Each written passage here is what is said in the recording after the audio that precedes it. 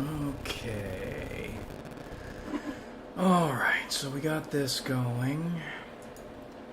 We will check to see if it's running smoothly, running correctly. And we will go from there. How about that? Okay, there we go. That is a suitably stressful thumbnail. I don't know why I went with that one. The mood was completely off for that thumbnail. But that's the one we are going with. Got my note card here so I can write down things I'm thinking about. And we'll start with why I'm spooked. So, if you've followed my channel for any amount of time, higher powers stuff seems not just probable, but likely. Or probably that's what's happening. Not in the sense you can pin any specific, or not that you can know specifically what's happening, but that other things are happening seems just, it makes sense to me. Our consciousnesses are limited. As much as we try to know things, we keep on figuring out, or everything we find out leads us into realizing there are many more things we don't know. And sometimes that serves to open up thinking. Hey Mike, how are you? Sometimes that serves to open up thinking. In the sense,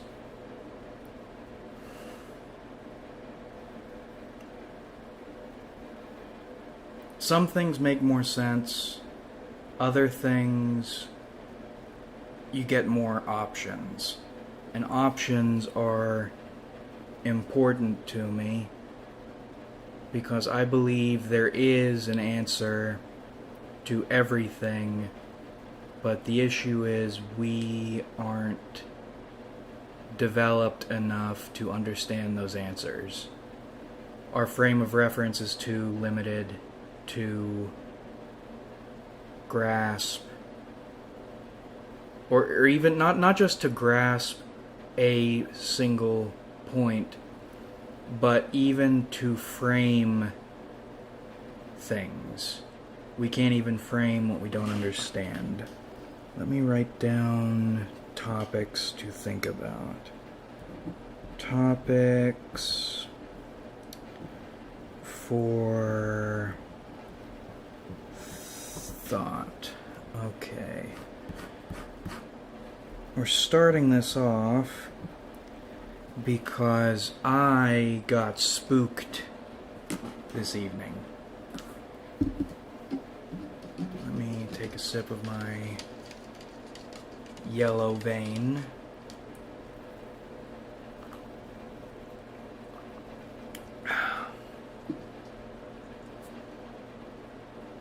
Vibes.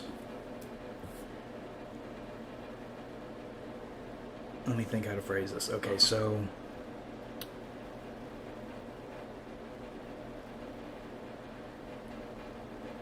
setting things, you run into the issue of needing to set up your thoughts on everything before you make your point, but when you try, things don't fit the way they fit in your head. So instead of explaining everything, we'll start with the first thing. Write this down. vibes. I've had bad vibes for the last week, oh, maybe more than a week. Now, the last time I had bad vibes,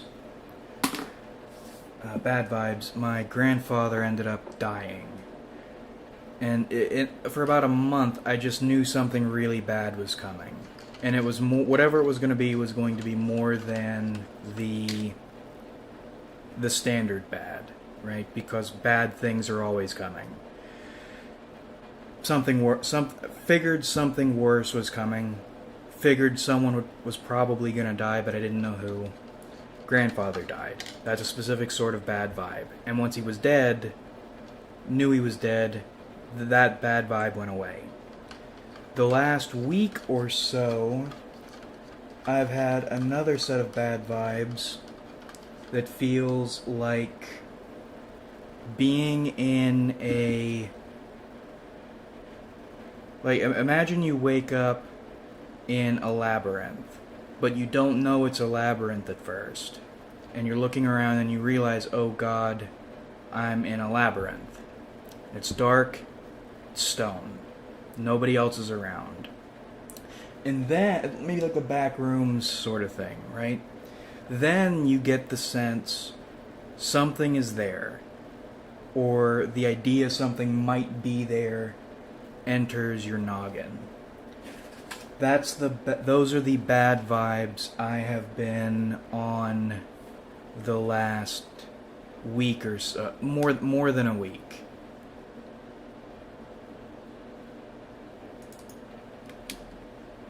Now, what does that even mean? I loaded this game. I was supposed to import it. Jiminy shits. Alright, hold on. Let me... yeah, we'll exit this. It's going to take forever to load, but I need to import it. So, trapped in a labyrinth, and isolated, getting the sense something bad is around. Now, I have been...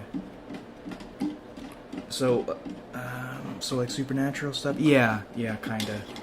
Actually, just in general, I'll explain that a little bit. Well, I already did explain it. The...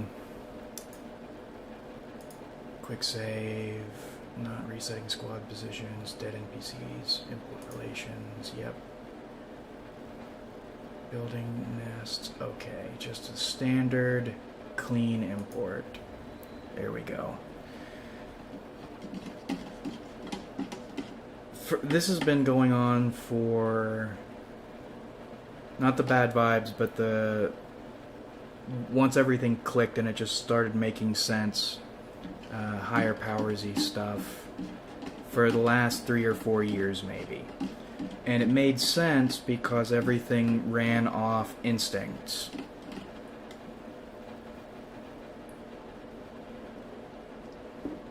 Going off instincts before, going off instincts now,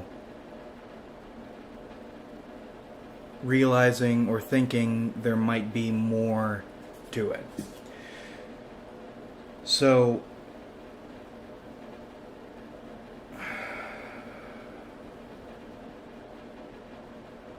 the reason it makes sense to me, like I said, instincts. Now, adding structure and alternate interpretation is tricky. Or it messes with the naturalness of it. But sometimes it works with it. For instance, if I'm ever feeling freaked out or something, saying the Lord's Prayer helps me out, usually. Now, I don't follow Christianity, I am not big on organized religion to begin with. There we go. Okay, cool. They are alive. Awesome.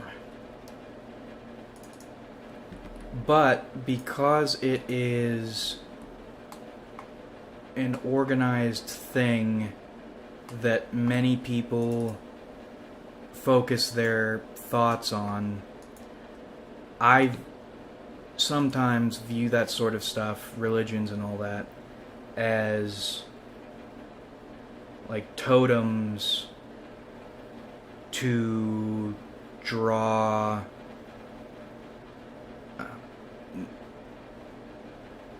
power or guidance, security, any of that stuff from.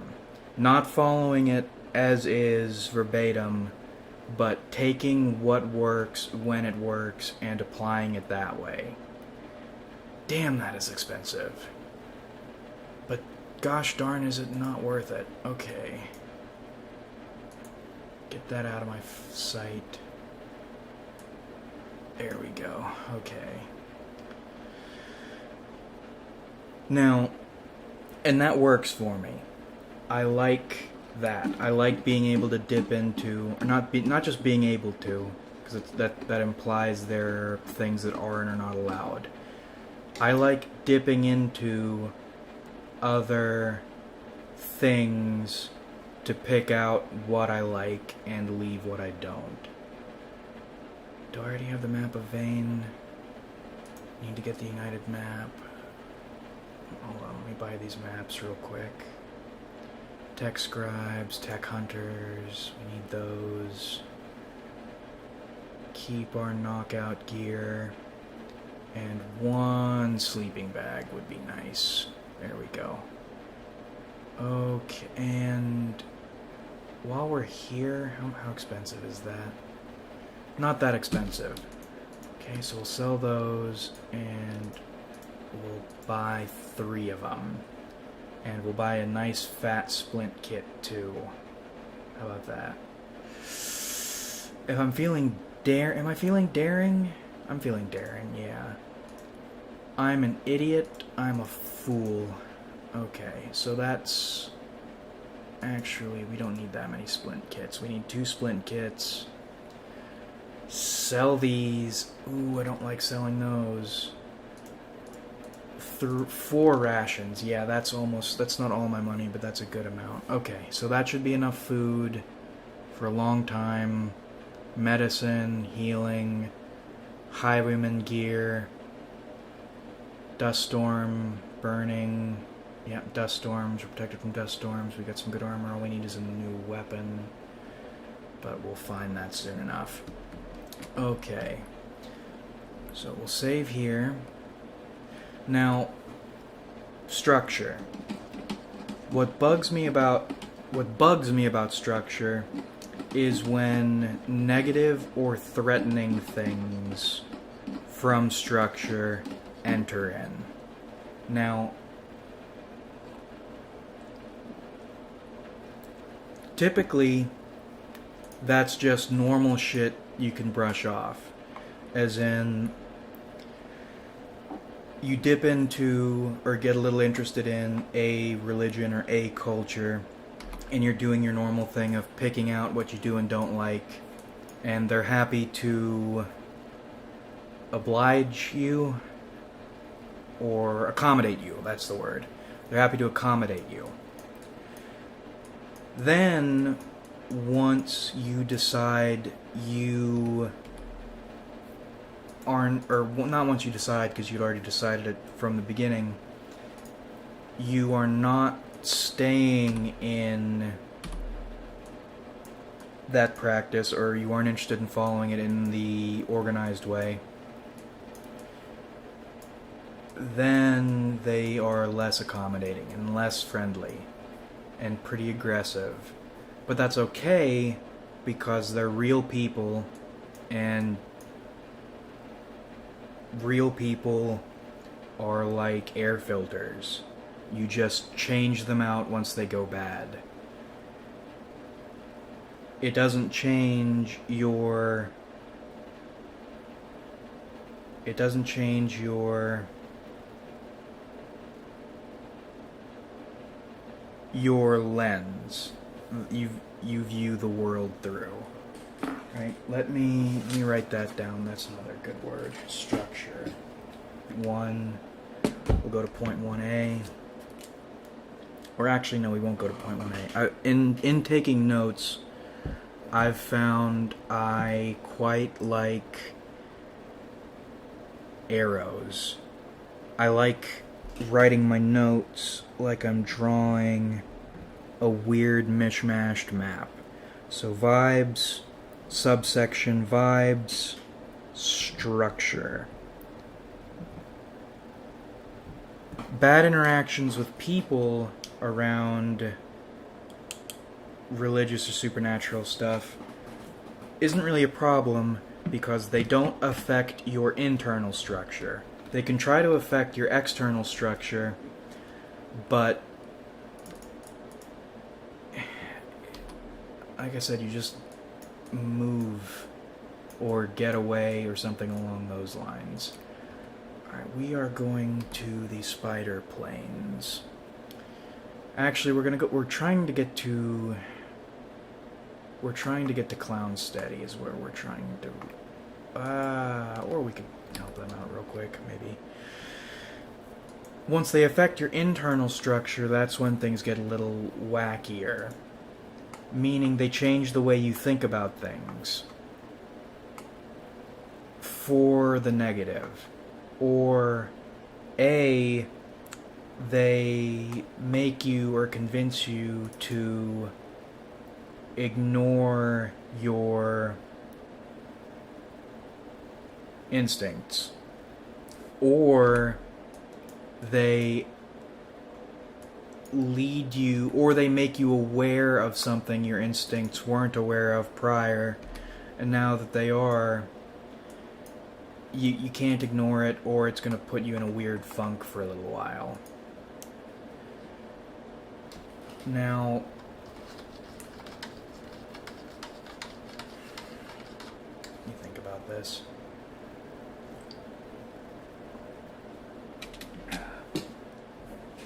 Write down another keyword.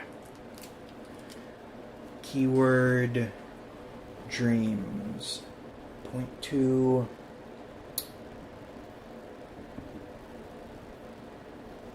Dreams. Okay. And third keyword. This one's maybe not necessarily. No, it is important what we're talking about. Gravity. Capital G. Gravity. Vibes, dreams, or vibes, arrow, structure, dreams, and gravity. Put the pen over here. Back to running. We'll save again. Just because I get antsy when I don't save a lot. So I used to keep a dream journal. When I was younger, I really wanted to learn lucid dreaming. And there were a bunch of things you could do to learn lucid dreaming. One of those methods was keeping a dream journal. I didn't do that at the time. I did other stuff. But I kept the dream journal memory in my head mixed with the Shark Boy and Lava Girl dream journal meme from that shitty movie. And I decided I would keep a dream journal. Are they in the hook? I swear to God. Okay, I think it's down here. I know Clown Steady is down there somewhere. We'll look around. It'll be a good time to build our athletics. Actually, yeah, shit, we'll weigh ourselves down real bad. Okay. Now, dreams. Right. So, later on in life, kept a dream journal. Stopped keeping a dream journal. But I started keeping a dream journal again on and off. I say on and off, it was one time for a particularly weird dream, which I made a video about. It bothered me so much. And I think dreams are important. So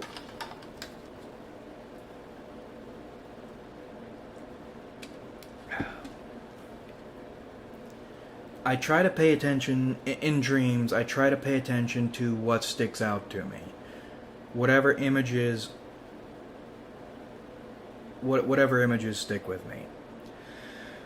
Now, in one of my dreams, a while ago, not a long while ago, but enough of a while, maybe a month and a half, 2 months, I dreamt about my grandmother. And she was in my other grandfather's house, and she was talking about pirates. And I didn't understand what that meant.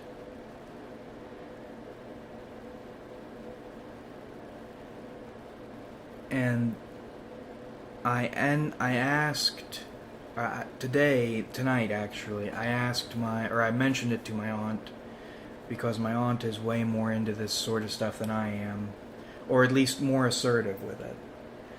And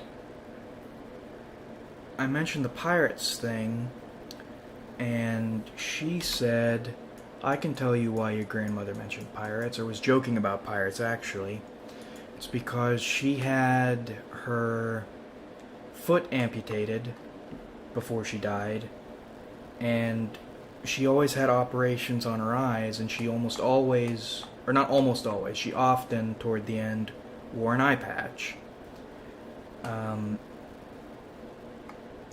And my grandmother liked jokes. She was she liked making jokes and making light of things. And my aunt said so she was probably joking about pirates because she essentially had a peg leg and an eye patch. And that freaked me the fuck out real bad.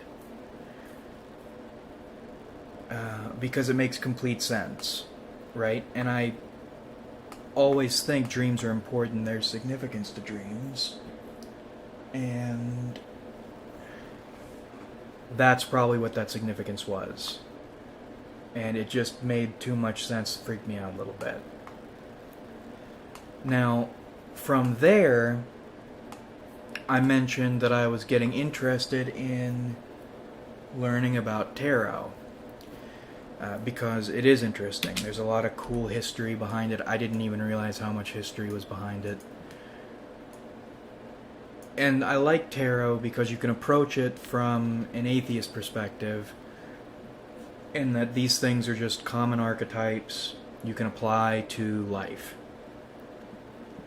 Help give you some more perspective or think about things in a different way. It's perfect for that. And that's how I frame it typically when I'm talking about it, so people don't immediately dismiss me. And so I mentioned this to her, and then she says, okay,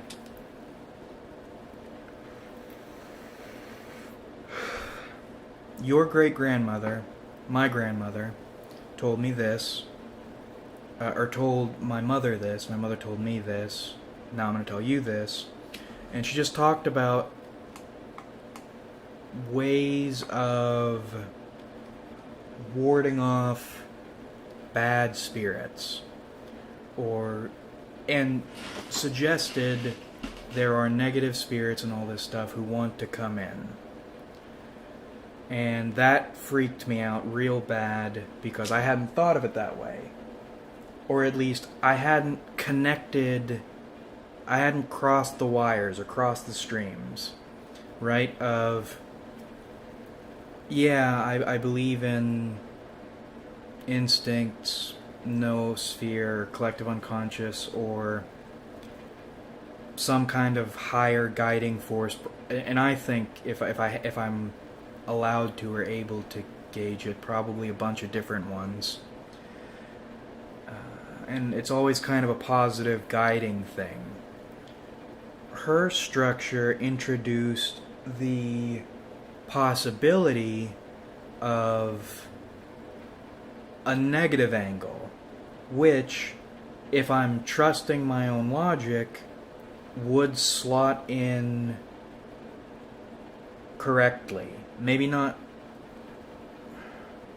correct in form, maybe not in conclusion, but enough to freak me out.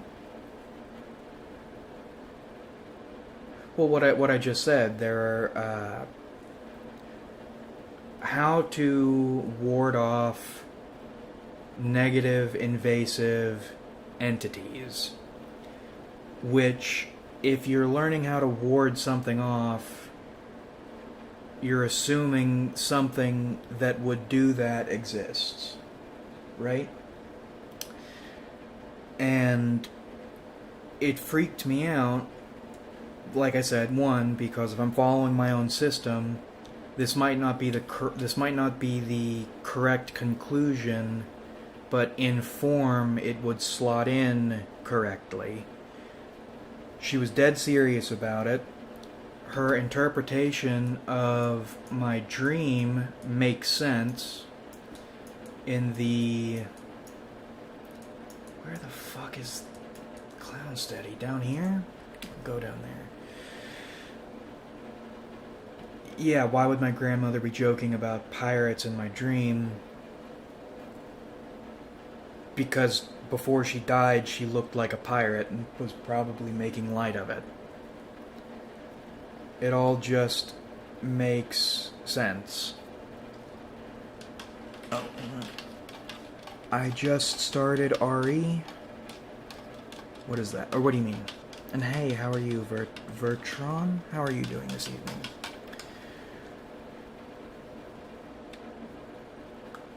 Anyway, back on track. Let me think about this.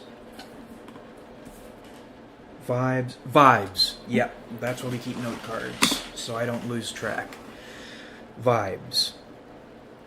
This all ties back into the bad vibes I've been having for the last week and a half. Feeling like I'm trapped, feeling like something is around. And it's really creepy because where I'm living is pretty much abandoned right now. It's just me and not a whole lot else. So then, my aunt, who has a structured way of looking at... a structured and procedure-oriented way of looking at supernatural things, interprets my dream in a way that makes sense. Suggests the existence of malevolent things in a way that lines up with the way I developed my own understanding, kind of the way higher powers might work. And finally, well, I mean, I mentioned it, I just said it, the introducing the potential of the malevolent thing, but then that connects with the vibes, and like it all hit all at once when the moment you started talking about it. Bad vibes, something malevolent, and I don't think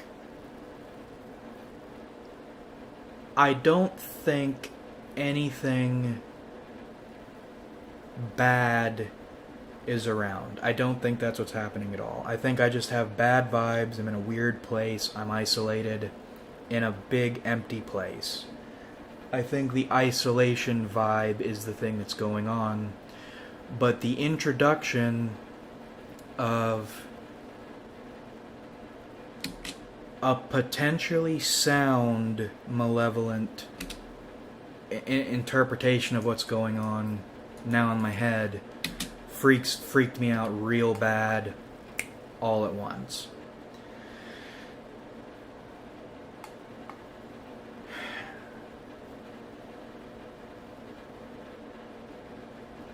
And I feel a lot better now for being able to sit down and put it all into words. But it did freak me out real bad. It's the vibe. It's a potentially sound structure suggesting a negative interpretation of something I'm already feeling.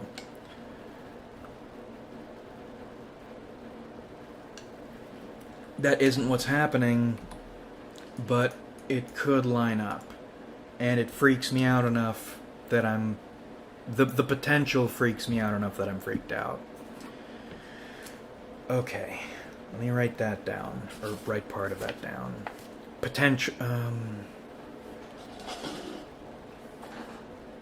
Potential in proper formatting. We'll make that a... We'll draw a pyramid. Not a pyramid. We'll draw a trapezoid. Okay, trapezoid. It's kind of an ugly trapezoid. It's a little mislabeled, misbalanced. Potential in correct formatting. Potential in correct formatting. That's what we'll go with. I wanted to get some of that alliteration, but fuck it. Potential in correct formatting. Okay. So now we will cross that through. Not cross it out, but close this loop off. This part of this idea is a completed idea. And I had a train of thought. Let me think about this. So, potential in correct formatting. Now, so why would I be freaked out then? Or I'm thinking about the being freaked outedness. Right, past. We can still get some of that alliteration going. Right, for past. Past 2 arrows. Dreams. Past dreams. Past memories. Past experiences. I'm not going to call them experiences, more like vibes. Yeah, past vibes. That, and we'll make another arrow off of vibes. Negative and can't explain. Or negative and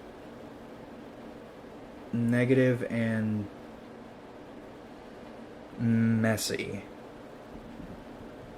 Negative and messy. I like capital letters. Okay. Oh. The paint man says trapezoids are pyramids that never reach their potential. That's true. That's very true. Oi! Instead of reaching a point, they just leveled off. Okay. Now, past dreams, past memories, past vibes, which are negative and messy. And the potential, and we're going to draw an arrow from potential down into the next idea because these connect and these explain some of the freak-it-outedness as well. We'll go through some of these and why they connect up. Oh, if says, Hi. Hi, how are you? How are you doing this evening?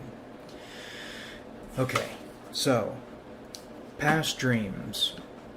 Alright, now, when I was deep in the old alcoholism, I ended up having these weird I don't know if I would call them dreams as much as they're vibes also. Experiences. There were a few times I woke up and I wouldn't remember who I was for a good 10 minutes. And when you wake up, you feel groggy, you feel weird, and that's kind of normal.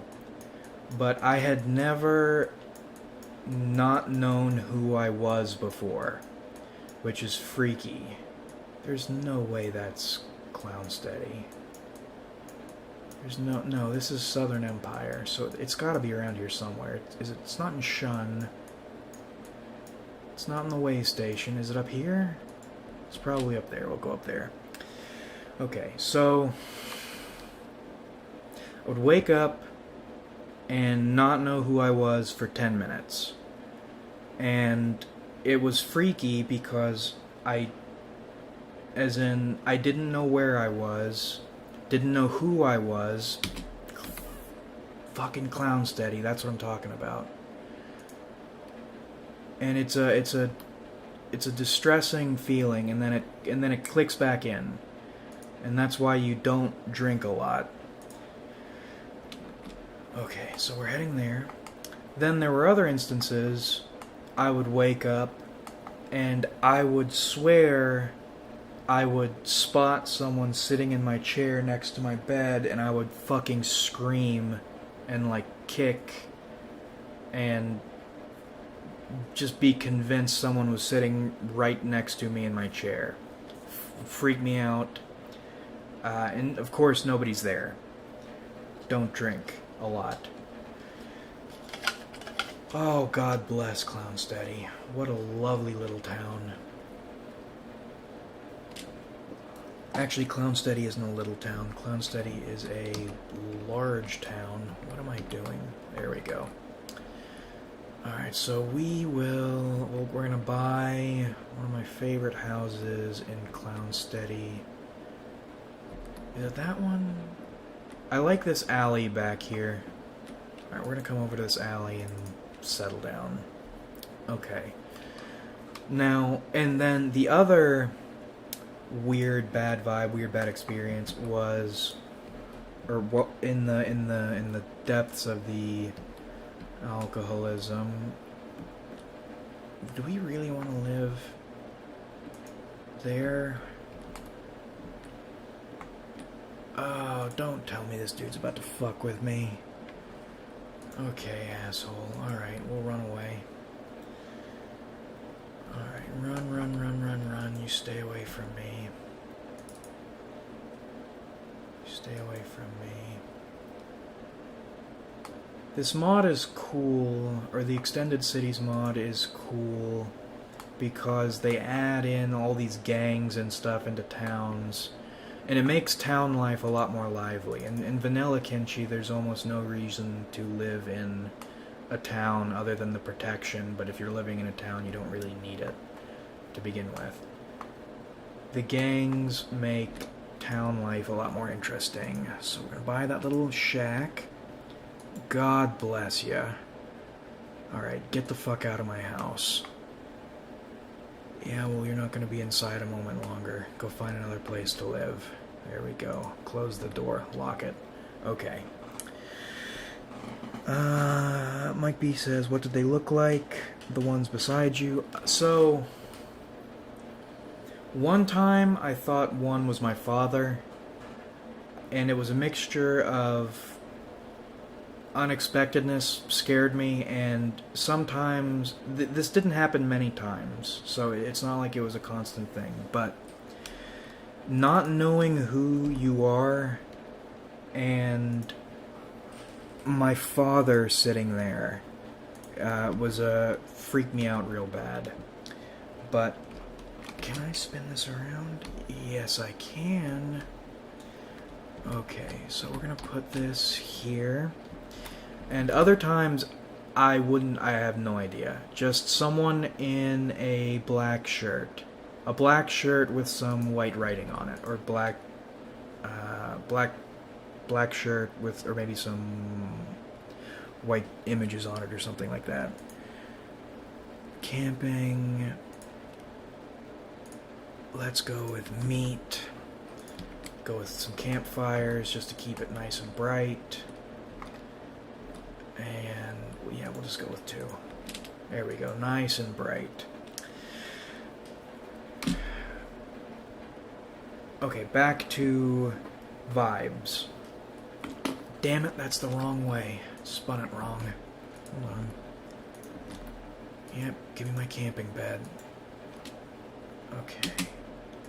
I set it up the wrong way. Let me get this set down so I can think straight. There we go. Okay. Bingo. That's what we're looking for. Now you put that down. Okay. So after that, or not after that, but as this is going on, I was convinced there was something in my... or it felt like there was something in my apartment with me. Now, of course, nobody's in... Is this asshole fucking... What do you want? What? What do you want? Okay, so he broke down my door to tell me to leave him alone. That's cool. I can relate with that. Alright. And it felt like...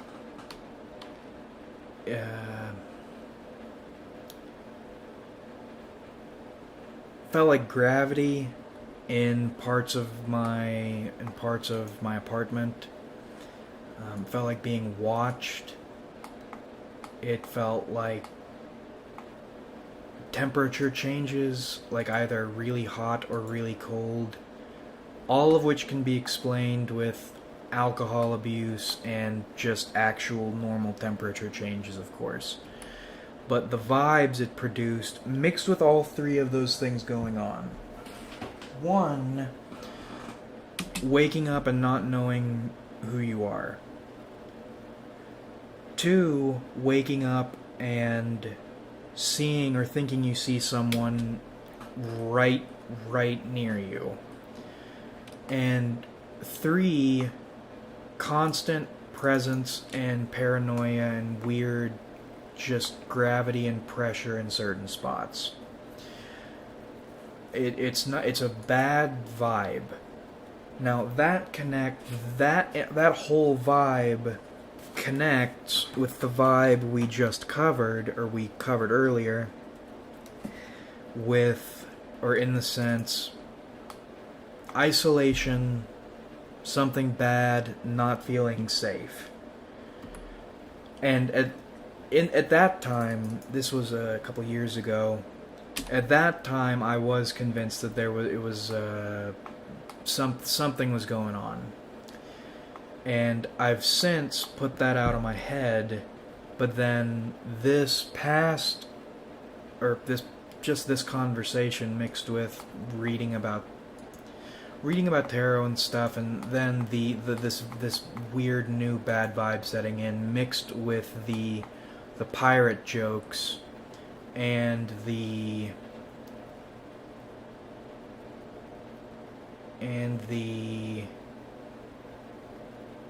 seriousness with which she talked about warding off potentially bad things, reintroduced that potential of maybe those bad vibes are something else. Who is this? Oh, it's this dickhead. We'll get him. Right. So we need to get an Empire. We need to get a Swamp Ninja and an Empire Captain. I'm staying out of the way. Damn, he's got a bunch of people. Okay, we're staying out of the way. And that freaked me out too. Or that freaked me out because the back to keywords. Potential incorrect formatting.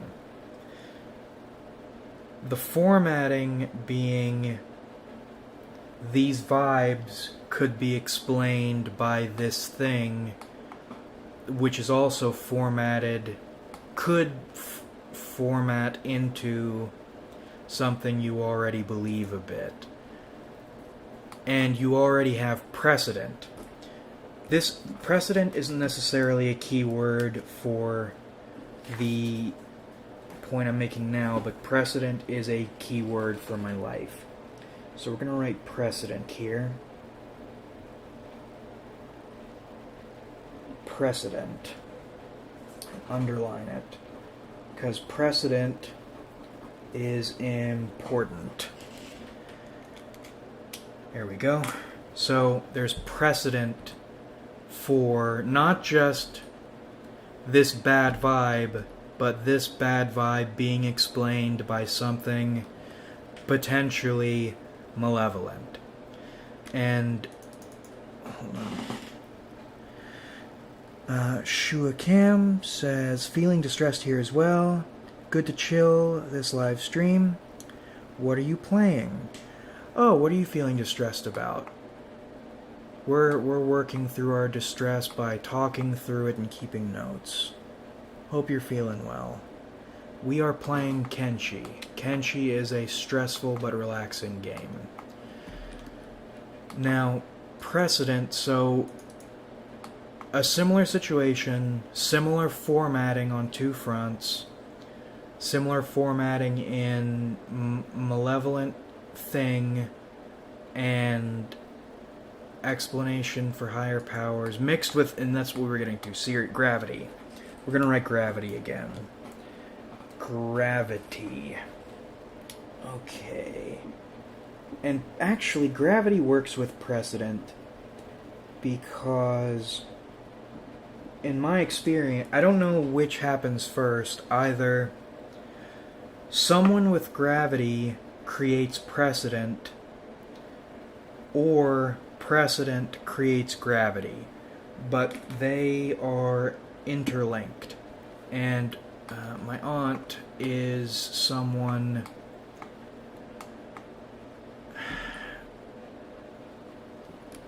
I would classify her as dregs, right? My channel's description, content for dregs. Dregs are my favorite people. Dregs are well-meaning people with gravity who have glaring flaws. I don't know, I think I like people like that because they are interesting, they're weird, they have gravity, and they have flaws, so I don't need to think about how I need to dismantle. Not that I can dismantle people, but when people seem flawless, all I can think about and pay attention to is try to find what's wrong with them, so I can feel secure. I like dregs because they have gravity, but if we were to come to blows on something, I wouldn't need to sneak around or hunt or look for it. It's right there. So I would classify my aunt that way. And the interpretation of the dream, the immediacy of, and I don't know why tradition and lineage have been kind of becoming key words to me. My great-grandmother told me, or told my grandmother, who told my mother, who told me, and I will tell you, which could all be, salesman stuff, but procedure, right? When you have procedure can give you gravity. Procedure, you step into something, you know the words, you know all the steps, and you can fire it off. The procedure, the gravity, the immediacy of her explanation mixed with the accuracy and the feasibility of her interpretation of the pirate thing, just it all freaked me out and made me reframe the distressed vibes I'm feeling right now, or have been for the last week or so, as maybe this thing is going on. Let's see. Stressful but relaxing. Sounds cool. Yeah, Kenshi's great. I love Kenshi. I'm not really playing it because I'm rambling right now. How do I explain? So, typically Kenshi is a squad-based game, but if there are a bunch of different ways you can play. Right now, my character has good stealth and good assassination, good athletics, and okay lockpicking and stuff. Which mean an assassination isn't assassinating people to kill them, it's knocking them out. So right now I'm playing as a highwayman. So what I do to make my money is I find people... Oh, she's enslaved, that isn't good. I find people on the road and I knock them out and I steal their stuff, and then I find a nearby town and sell it and buy food and sometimes goodies. If you can't tell, my dude has the drip. He's very stylish right now. His weapon sucks, but he looks like a monk. It's a fun, stressful game. It's kind of aimless, but that's the point. It's good for relaxing. Okay. What was her type? Are you talking about my aunt? Or my grandmother? My aunt is an ENTJ1, which is a weird combination. I don't know much about ENTJ1s. I've met only a few of them, and there are a few patterns I can pick up on, but most ENTJs are 8W9s or 8W7s, and those are the ones I studied and continue to study. ENTJ1s are hard to find, and I tend not to speak with them often. But as far as ENTJs go, she's one of the beautiful things about cognitive functions is every individual will use them differently, use his or her functions differently. So my aunt is a TE Dom with NI auxiliary, and she embodies it on every level, TE and NI. But I don't know many ENTJs who operate and think the way she... different interests, using the same functions to different ends. And that's one of the reasons I love MBTI so much, is you never know how an individual will use their generalized types functions. It's one of my favorite things. I generalize types, and I generalize, one, because some things can be generalized. Two, if I generalize really hard and pretend like there's no room for exception, it's because I'm trying to make a point. But there are always exceptions, always.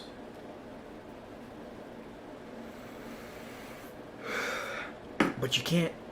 People don't listen to you unless you speak in absolutes. Which...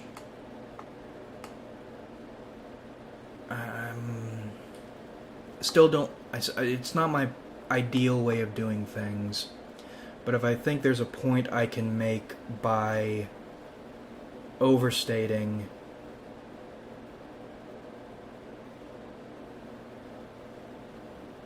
I have fun doing it. Anyway, doesn't even matter if the point gets across. Okay, let's see. Gravity and precedents.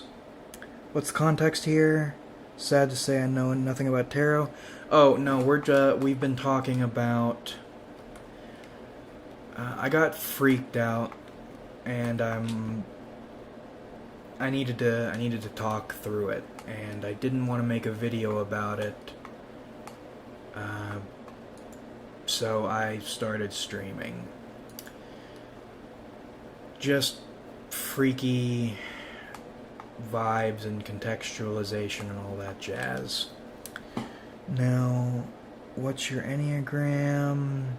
Mine is 5. I am a 5W6. My grandmother, if I had to guess, I've thought about this for a long time. My grandmother died before I could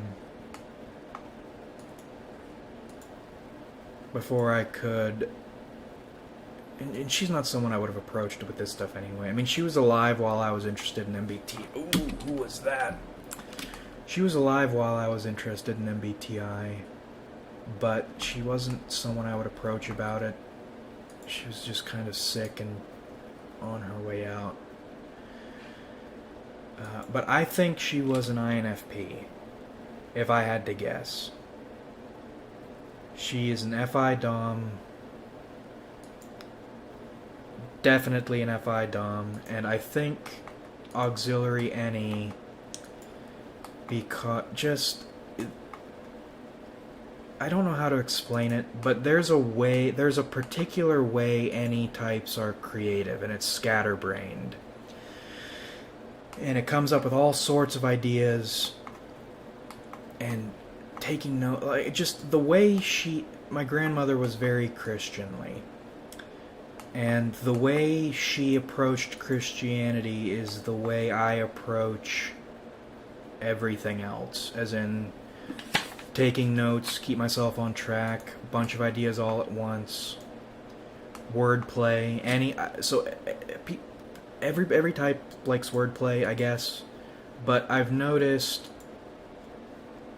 ISJs and INPs tend to resonate with wordplay the best. A lot of wordplay, lots of jokes and stuff, super, super creative. I think she was an INFP.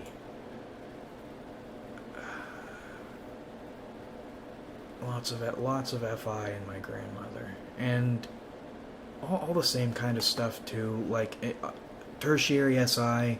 With tertiary SI comes routine, and with inferior TE comes a love-hate relationship with discipline, and that describes her well. Okay, let's see. Also, I wonder. Mike B says, also I wonder if there's an INTJ that's type 9. I'm probably INTJs are one of the weirdest types in terms of tertiary FI is it's a weird function in a weird spot, and they lack the SI, or an ISTJ's SI, to keep them grounded in the way ISTJs are. So you typologically speaking, you never know what you're gonna get with an... Well, you know how you're going to get it, but you don't know what you're going to get with INTJs. Their processes are very similar, but the things they focus on, or the things they are always super different. I don't know a whole lot about Enneagram. All I do is watch. INTJs, from what I've seen, have the widest variety of Enneagram types. But I don't know that. That's based on nothing other than the lightest of light observations. Okay, let's see. Shua Kim. Bawled my eyes out for the first time this year. Life felt so meaningless and I was tired of overworking myself. Also, I felt like I abandoned all my morals. Pause that for a second. For the first time this year, life felt so meaningless. I was tired of overworking yourself. What are you overworking yourself toward? Is the overworking what's making your life feel meaningless? Or what exactly is causing that meaninglessness? And how did you abandon all your morals? She goes on to say, probably worse since it's exam season and I barely got any sleep this week. Sorry to hear that. Shua, Aida, to Shua, if it makes you feel any better, I am under extreme stress because of exams as well. I'm just postponing my mental breakdowns till the end of the exams, Lamau. Understandable. Shua Kim says, made me chuckle there. Thank you, Ida. And Ida smiles. Very nice, very nice. Very good chill vibes. Chill watching farmers and bandits kill each other by the water. It's serene. Okay.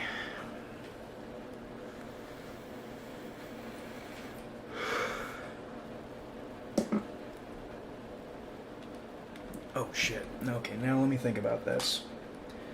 So we closed up past dreams, memories, vibes, negative and messy, precedent, gravity. So I don't think I have a demon following me, is essentially our point. So we'll close this one off. It just reminded me of those weird alcoholic, I don't know what they would be called. Alcohol is a weird substance. I'm glad I'm staying away from it. But if alcohol let you keep control of yourself and it didn't have negative side effects, it would be the perfect substance on the planet. But you don't get to keep control of yourself, and it does have a lot of negative side effects, and it'll make you crazy if you drink it too much. So, made me think of that. Ow. Never mind, let's just run. And the farmers are dying. Okay. Now, what am I gonna... I was gearing up to talk about something, and then I started talking about alcohol, and I lost track. Let me think about this. Right. Next topic. I guess we'll set up some more keywords here.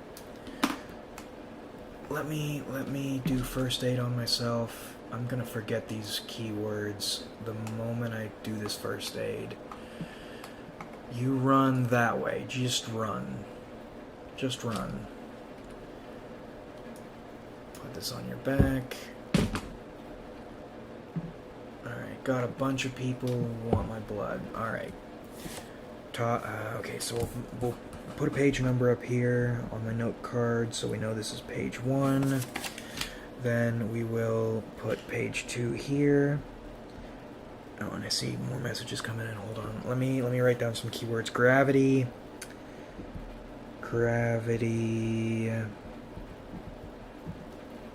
to precedent. Oh yeah, that's another keyword. Guidance. Guidance is another keyword. It's weird. I have been thinking about the way I learn things, and I've been wanting to talk about the way I learn things for a while, because it is on most fronts are in my preferred way, unfortunately, people dependent. I don't want to write dependent as a keyword. What should I write?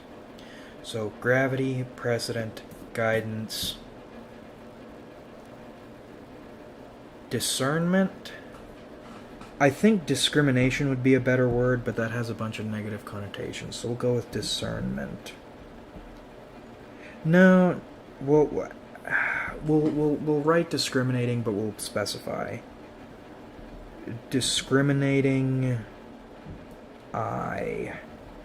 Right? Like someone who can tell gold from fool's gold. Okay, those are some keywords. I'll read the comments, then I'll get back to this.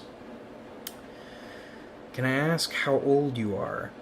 Are you asking me, Shua Kim, or Mike B? I'm in my mid-20s. Shua Kim, the land looks like skin. Just wanted to point that out. Well, we might be living on the back of a bull, or turtles, all the way down and all that. Who are they? Manhunters, okay. Thoughts on hallucinogens? Ooh, that's a good question. I would love to try them, but I have no access to them, and I am so afraid of consequences.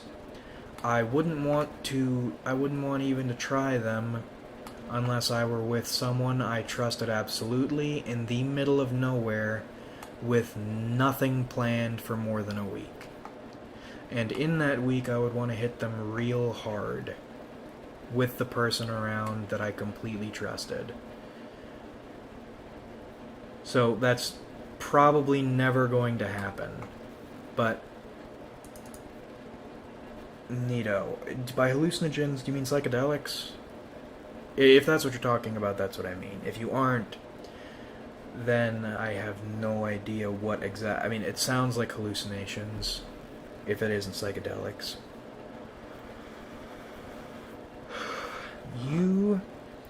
Yeah, I'm in my mid-20s. Let me pull this down here. Okay. Mike B says LSD sounds nice according to the Beatles. So, I have... Oh my god. Oh my god. They knocked me the fuck out. Jesus. Are they Empire? No, they're Mercenary Guild, okay. Damn, I got that shit straight in my side, too. Did he take... Oh, I thought he stole my hat. Damn, I thought they did me dirty. So, LSD sounds nice. One of the reasons I'm not interested in LSD is a few weirdos I trust. Please wake up. Don't let me die. I'm gonna die here, aren't I? Please wake me up. I don't want to die here.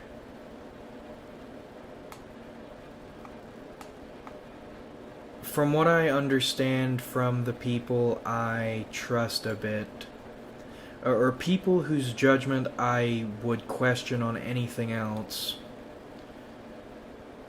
it's manufactured. They say it's probably a government thing. So they don't trust it. Normally I would be skeptical of their skepticism. Oh my god, wake me up. Alright, I gotta reload. I died. Or essentially dead. Why would you do LSD when you can do mushrooms? And mushrooms are special because we, or humans, have been using them forever. They are natural. And bulls appear in... I don't know if it's every culture and every religion, but bulls are super important. in cultures all the way back to as far back as the Epic of Gilgamesh, so it's a long while, and the Sumerians, I think. And the mushrooms grow out of bullshit, which is a funny pun. That's a free trader. Let's see if we can't. Oh, hold on. Comment. Let's see. Or mushrooms. Yeah. Mushrooms. Yeah. Jesus, lol. Oh, were you talking about the farmers? You would think the farmers and I would be able to get along and have some fun, but no, everybody wants to kill everybody else in here. Okay, so let's rob this guy. Take this, we'll take that. He has some nice pants. I'm gonna take this dude's pants. Thank you, sir. Take these two. And we don't even need to heal him because all we did was knock him out. So we'll run back to Clownsteady. Actually, we'll run to Drifters last. How about that? Save the game real quick. Okay. Can you steal hats in this game? Yes, you can. That is Skimmerlet's name of the game here, is high-end thievery. Thievery scales so quickly. I mean, combat is always going to be more valuable, combat skills, but you can take stealth, lockpicking, thievery, and assassination, which I don't have much in thievery right now, really far in if you work at them. Which I have a boosted experience gain mod installed, because otherwise this game just takes forever to level in. And I don't stick with characters for too long. And I did mean psychedelics. Personally, very interested in magic mushrooms. I'm a mushroom lover. Yeah. I would love to try mushrooms under the right circumstances with the right people at the right time. But I don't think that's going to happen, or if it will, it won't happen anytime soon, and I am too paranoid about breaking rules to risk that, unless I can be as sure as possible that everything will be okay. Hello? Do you sell anything here? Yeah, there we go. Fellow Bugman. Alright, let's sell... I can fence this, no problem. Yep, okay, so we'll sell our pants, club, ring saber, and we'll sell that too. We made a good little chunk of money, but we need to go rob more people. Alright, we'll go back out into the wilderness and look for more sad saps to rob. And when you say you are a mushroom lover, do you mean magic mushroom, as in you're a magic mushroom lover, or it's called psilocybin, right? Or magic mushroom lover, or just mushrooms in general? Because fungus are cool, or fungi are cool. One of my classes talked about a slime mold, which people thought was a fungus, and it's actually an animal, which is kind of neat. And I had trouble in that course, but one of the neatest things I learned about was about the slime mold. Who are they? Slave hunters? Alright, who has good stuff? Any of you look wealthy? You can tell the level of someone's equipment by the textures, and none of them have good equipment. Right. Alright, let me save this so they don't try to mess with me. We'll move up to Clownsteady and see if we can't get into some city shenanigans. I didn't Oh, yep. See, he's trying to fuck me over. Get the fuck out of here, dude. Stay away from me. We'll get into some city shenanigans. And I didn't slip up and say shitty shenanigans, which I was afraid I was going to. Mike B asks, is winning the lottery every 6 months considered cheating life? No, I don't think so. Why? Are you winning the lottery every 6 months? I don't think so. I don't think any form of anything is cheating. If you want to call any sort of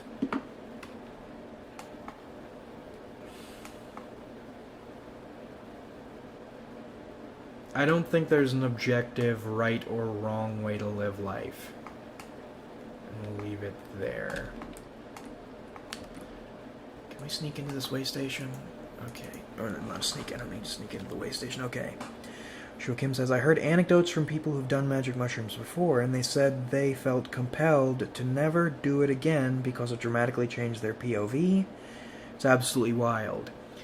Yeah, I would like some of that wild POV changing stuff. I would like to maybe to look at the world from a completely different point of view. I think that would be if nice or devastating, I don't know which, but something different. At this point, I don't know if I dislike... What? Who the hell are you?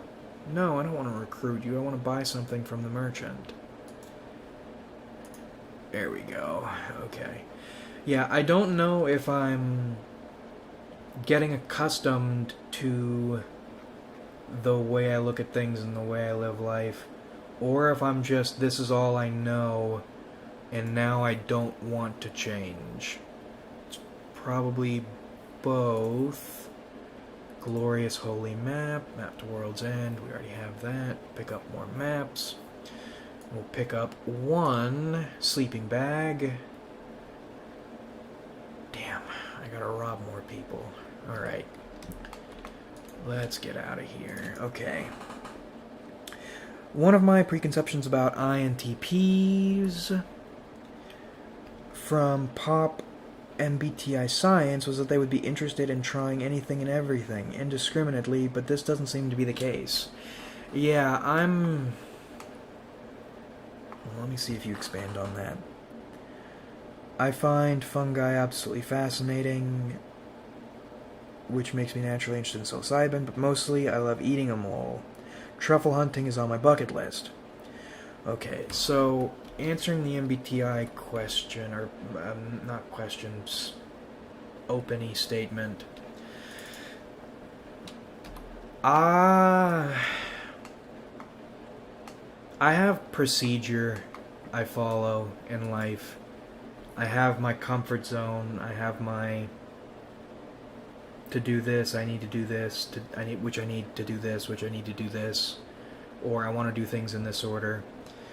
But then, if someone, and I'll stick to that pretty religiously, with maybe one day I'll go, oh, I'm feeling I'm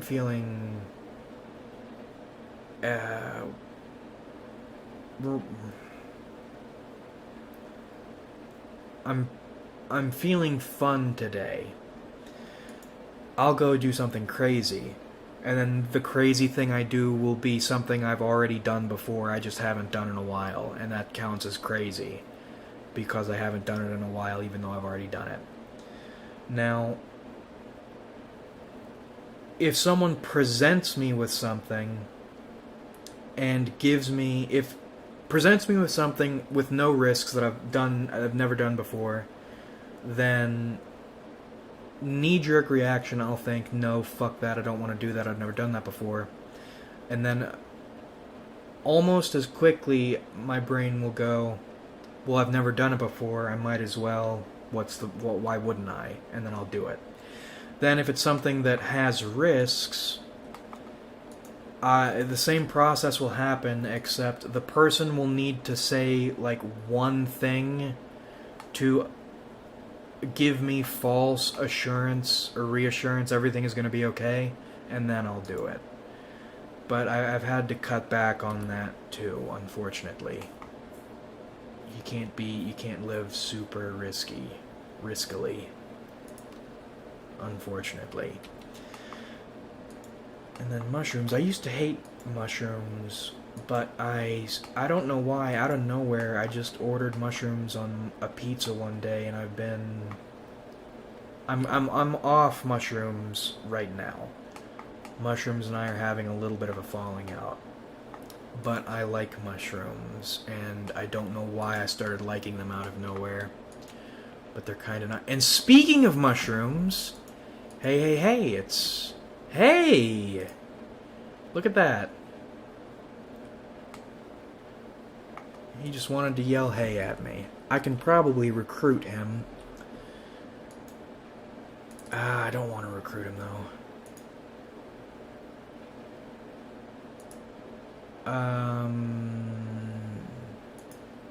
There we go. Yep, forget about it.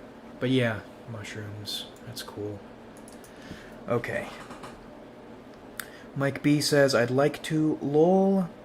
The reason I asked is that because people spend their whole lives for money, then there's my question about life cheesing. I asked that because people spend their whole lives for money. Like, I feel like you have to suffer a bit in order for people to respect you. Well, what exactly do you mean? Do you mean life, or do you mean others' respect is the end-all be-all, or what you're working toward? I mean, everyone is going to suffer in life somehow. People will find ways to suffer no matter what their situation is. People who end up being super rich and don't have to worry and have nothing to worry about will still find ways to worry about things and stress and suffer on their own frequency. Tech hunters. I don't like tech hunters. That is not going to go well for me. Never mind. Let's keep running. Forget that. Tech hunters suck. Okay. A disturbing outfit. Yeah. Well, the fungus people. The fungus people are weird. They're modded into the game, but they have detailed integration in the sense you see a lot of them, and some of them actually have well-written dialogue, but you just see them around rather than they're actually doing anything. Please let me find people to knock out. Alright, we're going into the big ugly swamp. Oh no, I don't want to be in the big ugly swamp. Let me get back to Clown Steady, please. There we go, Clown Steady. Okay. Now, what were we talking about?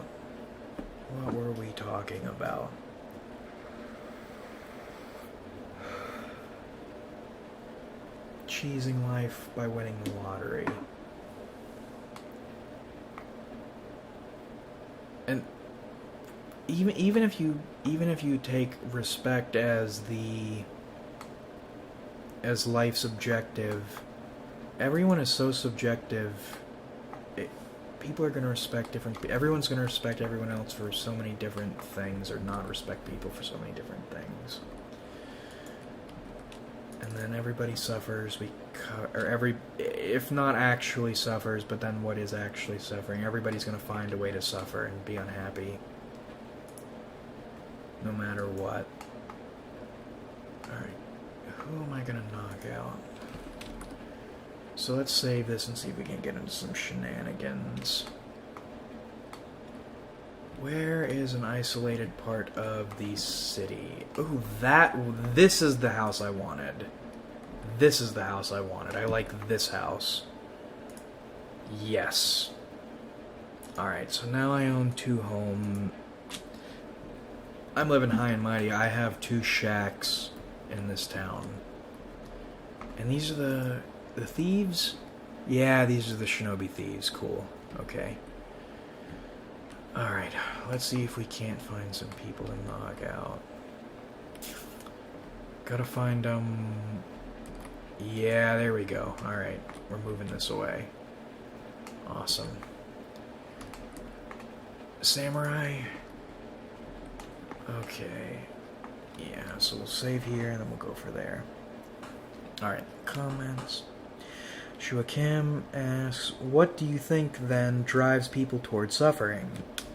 Is it a natural consequence of pursuing what's meaningful to them, or is there something inherently appealing about suffering, etc.? Not asking for an absolute answer, just your own subjective insights.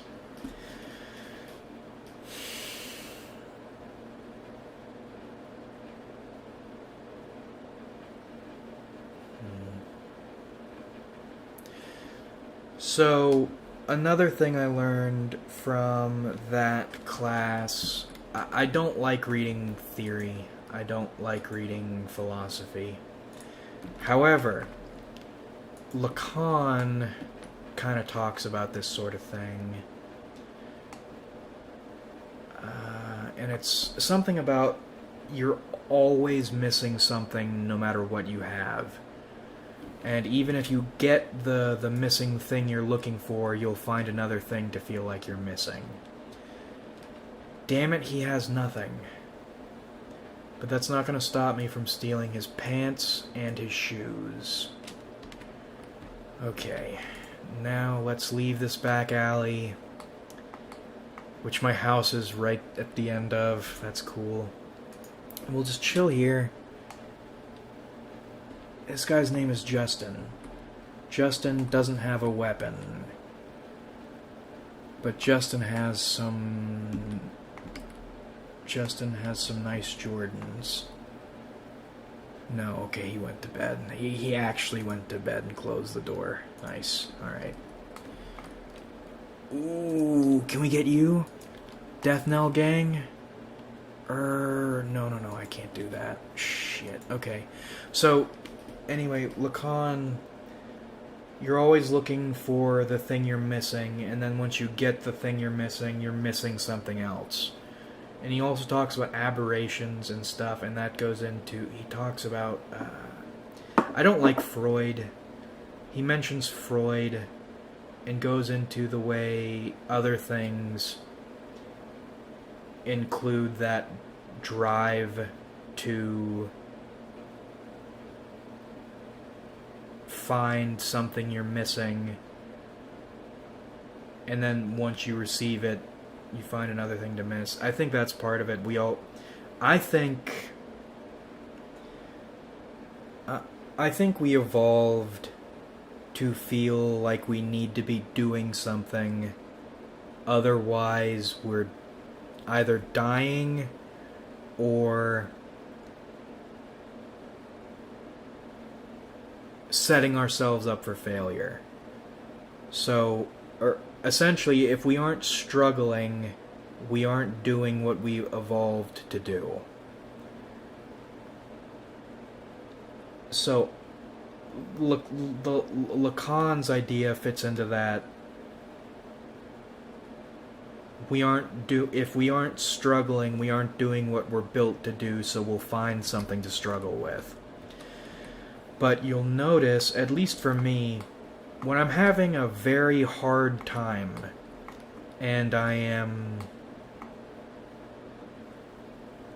if I have something to fear and to hate and to struggle with, as stressed as that makes me, it also makes me feel secure, because I am secure in the knowledge I'm struggling with something.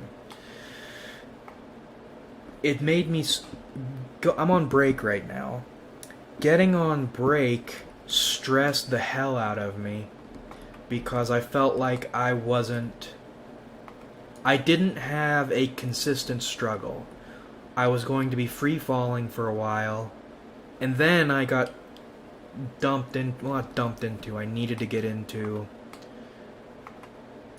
an inconsistent struggle. Inconsistent struggles stress me out more than consistent struggles. Because if you hate something, you have to deal with something every day, it's awful, but at least you're safe. Inconsistent struggle, and you're always working towards something in a consistent struggle. Inconsistent struggle,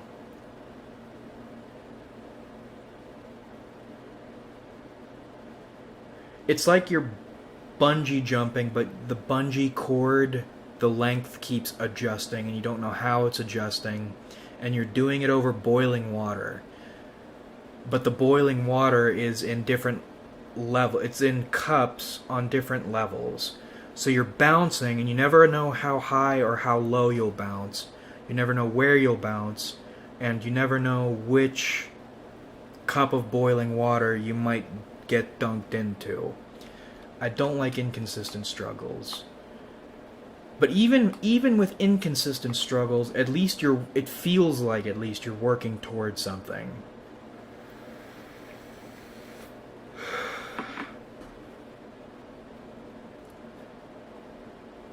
Being on a complete break is terrifying because I feel like I'm supposed to be doing something I'm not doing. And the fact I'm not doing it is setting me up for something really bad. So, that's all a long way to say we've evolved to struggle, and when we aren't struggling, we'll find something to struggle with. Even if we get the thing we really want, we'll realize it doesn't complete us because we'll never be complete. Because we're built to struggle, and then we're built to die. So, never feeling complete, always needing to struggle, never finding an end. I think it's just what we've evolved to be. Okay. Freud's Thanatos death drive was exactly what I was referring to. Nice catch there. Yeah. Freud is... Not just that Freud is weird, but critical theory's interest in Freud is weird, right? Psychologists, or modern psychology threw Freud in the garbage can, and English majors, English departments, critical theorists scooped him up and use him. And I'll never understand critical theory because if even the people using Freud to analyze literature agree Freud isn't right about most things, why are we using him why are we using Freud's work as a critical framework? I do not understand it. But that isn't completely to discount Freud if you're a big Freud person. My confusion is I don't know how much Freud was right about versus how much Freud willed into being right. There's definitely weird child sexual shit happening. On top of that, I don't like Freud as a person. I had a course in Freud in an English department, which is I still don't understand why that happened, but I got exposed to a lot of Freud. Read Dora. Don't like Freud. Do not like the way he treated his patients. And the reason I say what he was right about versus what he willed into being right, the hysteria episodes, he would show off, he would use people like a circus. A number of people think those episodes were actually like a Pavlovian response. if you do this big thing, you get better treatment in the freak show circus. Which also makes complete sense. So Freud, to me, or at least the way I use Freud is, I don't like him as a person. I think he talks about stuff that is important, but I can't tell how much he willed into collective unconscious versus how much he's actually right about. Or if he is touching on something that's real, did he get it right, or is there something else going on? You can touch at the outer membrane of something without getting to the heart of it.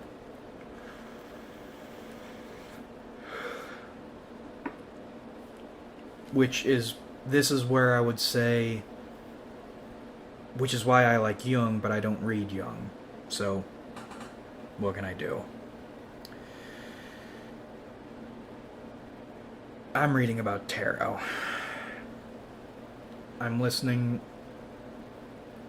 sharing communion with a German vampire and learning about tarot.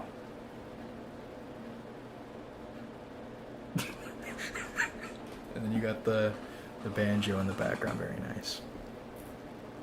Shu Kim says, that was such a grounded and well-rounded answer, appreciate that. Appreciate you bringing it up. This is fun discussions. Fun discussions. I'm not even thinking about the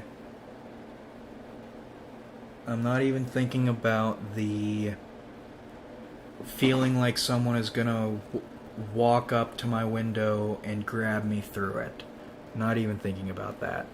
Oh no. He wants my money. Shit.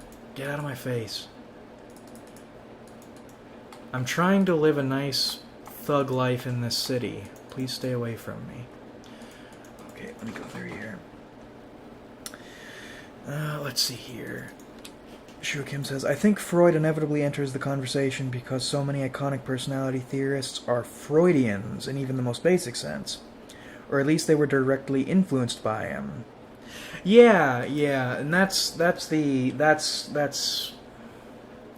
it's hard to get away from Freud. That's exactly what I'm talking about, the willed into common consciousness thing. It's like Hemingway. It's hard to get it. You can't. Well, not even hard to. I'm saying this because I like Hemingway. You can't get away from Hemingway's influence on fiction these days. Like, you go back and read someone like Faulkner, and you see it, and then you compare Faulkner's writing to Hemingway's writing, and you see the way Hemingway fundamentally changed the way we write. Like, The Sun Also Rises, God, I think it's like one of the only books in history, I don't remember the number of years, it's a long-ass stretch. The only book in history for it to sell more copies than it opened selling consecutively for X number of years. More than 30. The Sun Also Rises is a phenomenal book that changed the way fiction works, and it's one of my favorites. It's so good. It's just so sad. It's very good. Okay. Freudians. I wish there were more Jungians. And frankly, I wish... Tell me if KENSHI gets too loud. I have it turned down really low, but I hear it kind of loud on my end.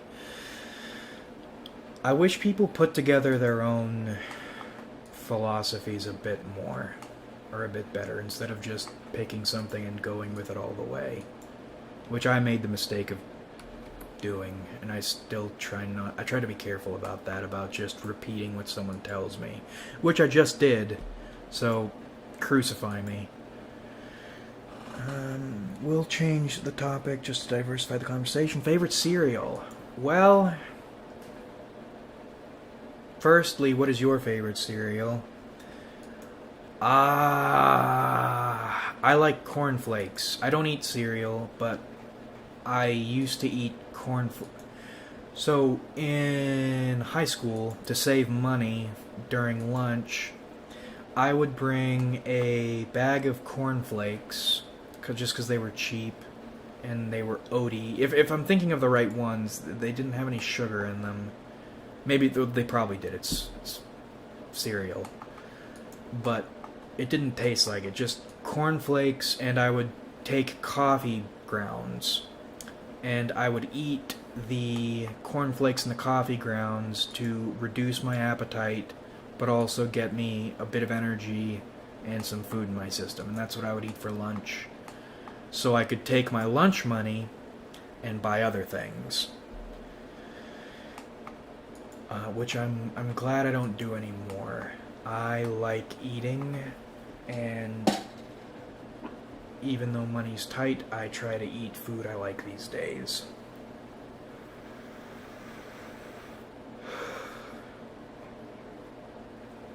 Let me think. The Book of Thoth. So, the Book of Thoth. I ordered the Book of Thoth. Ordered the book, the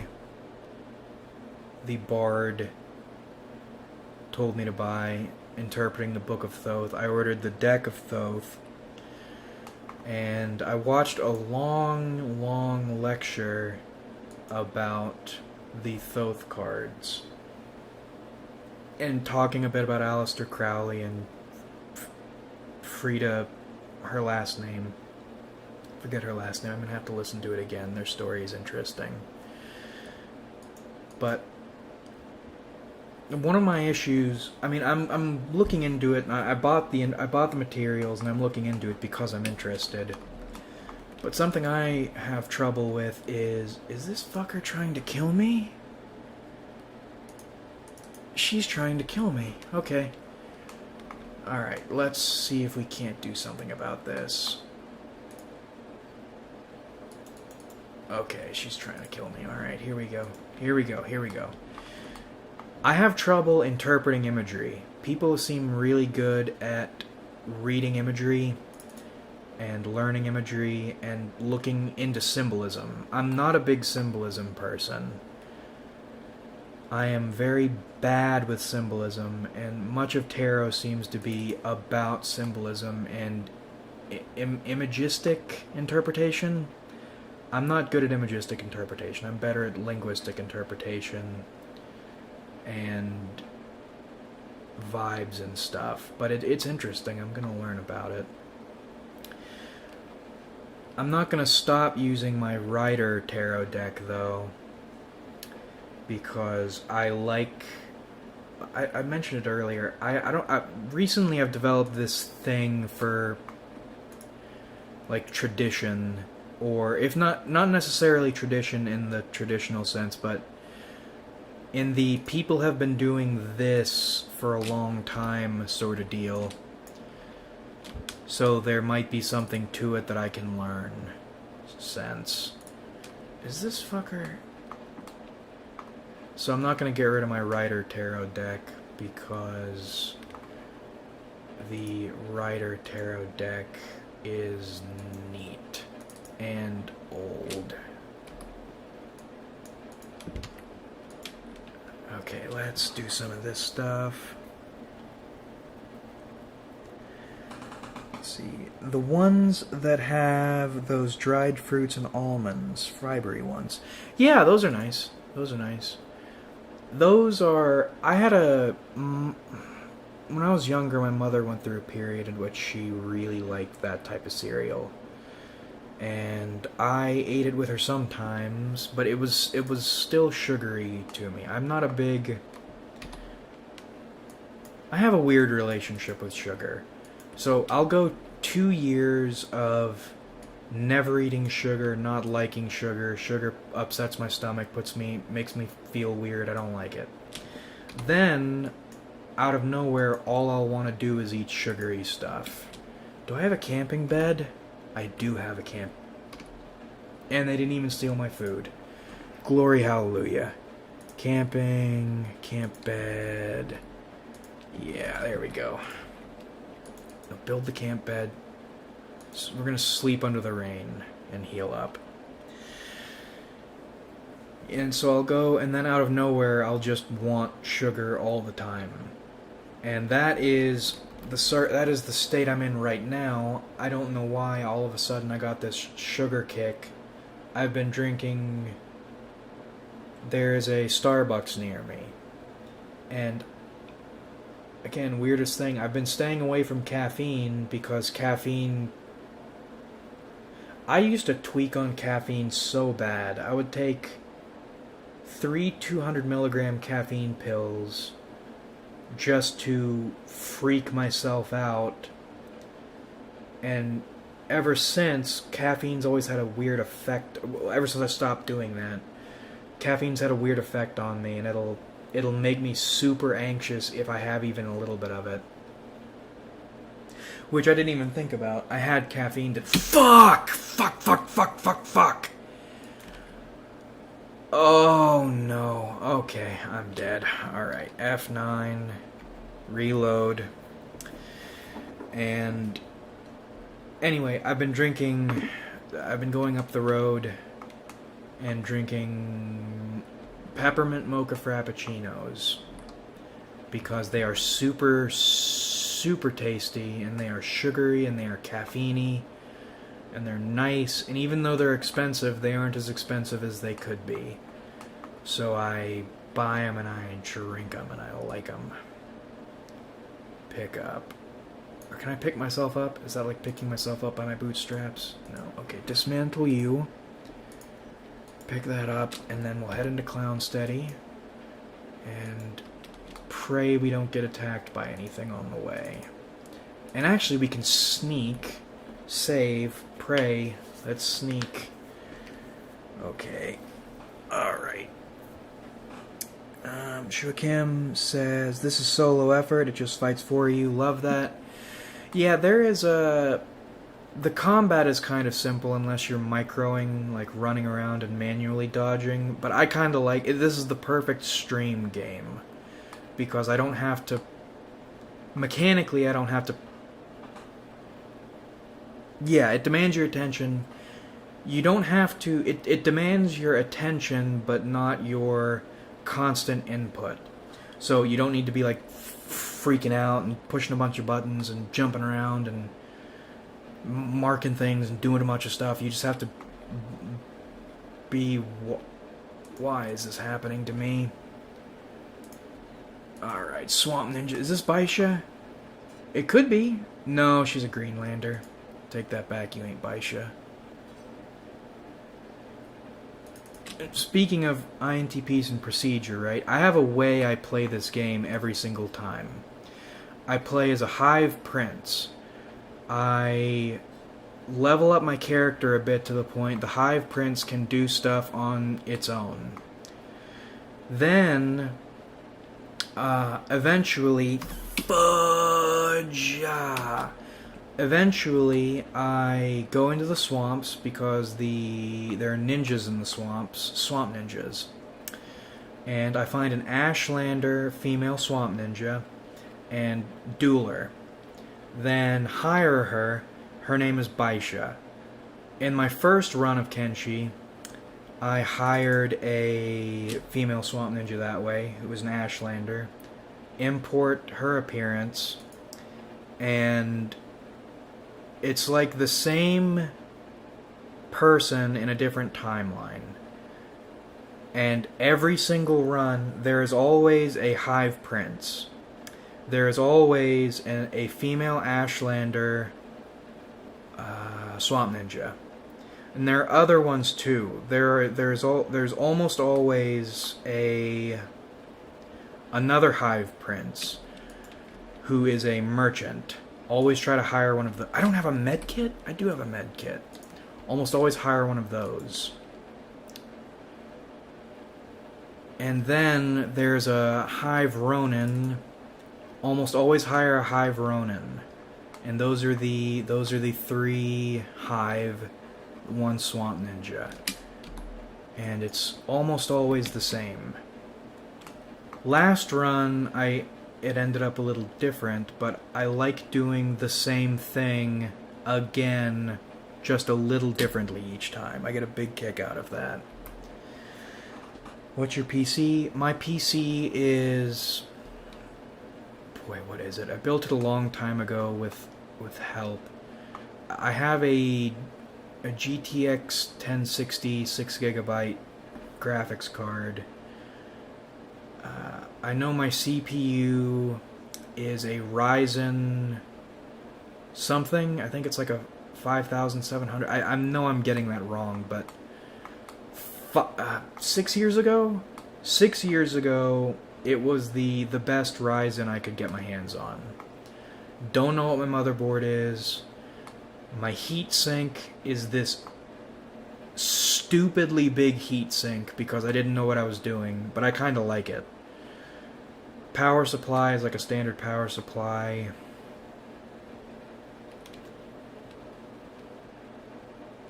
My case is just gigantic for absolutely no reason. Black case, no stickers, no see-through anything. I like everything looking standard and uniform. Don't... Fuck this asshole! Is it the same one? Oh no! Oh no. Okay, how badly am I hurt? Alright, please just...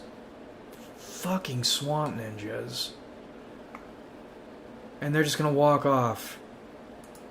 And they're just gonna walk off. Alright. Alright, so I got 350 seconds. We're gonna boost it to see... Or we're fast forwarding. To see if I die in that time. They cut me up real bad. I'm probably gonna die.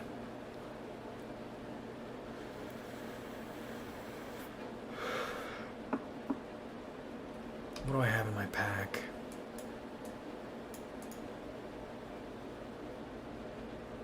Damn. It's a very relaxing game, relaxing song, besides all the death.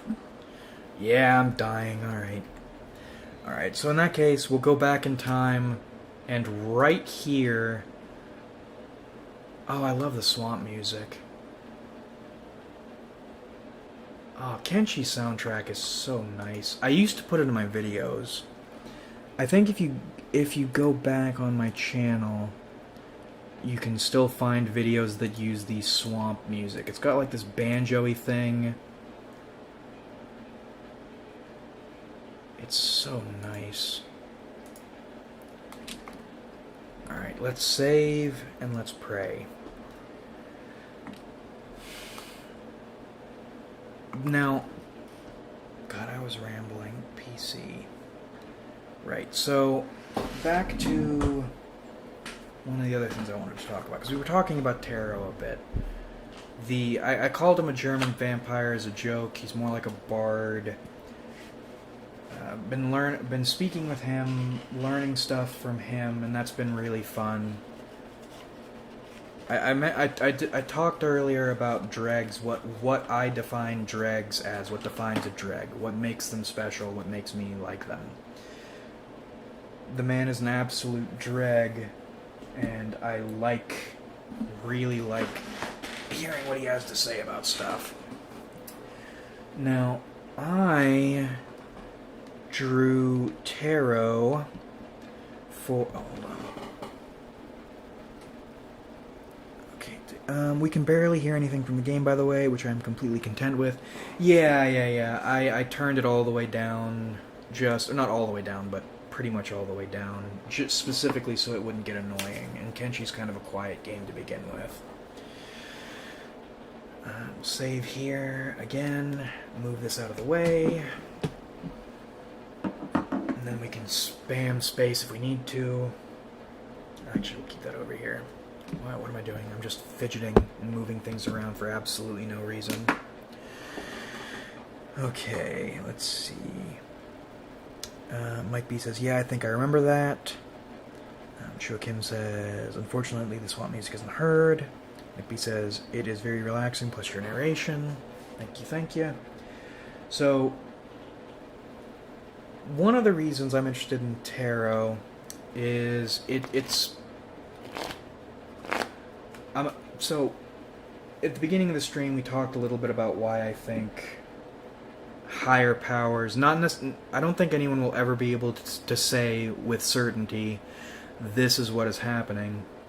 But to me, I think higher powers just make sense. Our consciousnesses are so limited. We don't know what we don't know. We don't even know what to think we know or to think we should know, because we probably don't even have the ability to frame the things that we should think we need to see. And everything we learn, it's like everything we learn shows us just another layer or so many other things we don't know. So to me, it seems completely logical to guess by probabilities there is probably higher consciousness that we don't understand happening, right? If a bacteria cell can't comprehend our consciousness, I would assume there are things we don't understand operating at an even higher level, that we are bacteria too, that we can't even begin to comprehend. Can't say for certain what they are, what they're doing, but to me it just makes sense that's probably what's happening. That said, I do think those sorts of things influence our lives, and that's my guess based on absolutely nothing other than instincts. I think there are some things, my guess, there are lots of different higher powers doing things, no idea what for, and the best we can get at is, or the best we can do to get at them is following our instincts, interpreting signs in our lives, and following our righteousness. And that'll take us wherever we need to go to do whatever we need to do, even if we don't necessarily understand it. Now, for me, or what I'm finding is tarot, I mentioned earlier, you can approach it from a completely atheistic perspective. Each and every tarot card is built on an archetype we have lived with in human culture for thousands and thousands of years. So of course you pull a tarot card, you do a little bit of extrapolation, you're going to find some way the card relates with your life. So it's useful for finding, or it's you pull some cards, you get some ideas on how to think about things a little bit differently. That is a completely rational, reasonable, atheist reason to be interested in tarot, and it's helpful. You can use it that way, and it's helpful. In fact, that's mainly the way I use it. That said, it's neat sometimes. Sometimes it gets stuff right on the money, and I think if righteousness and following or trying to understand those higher powers is part of what we're supposed to do with our lives, it only makes sense that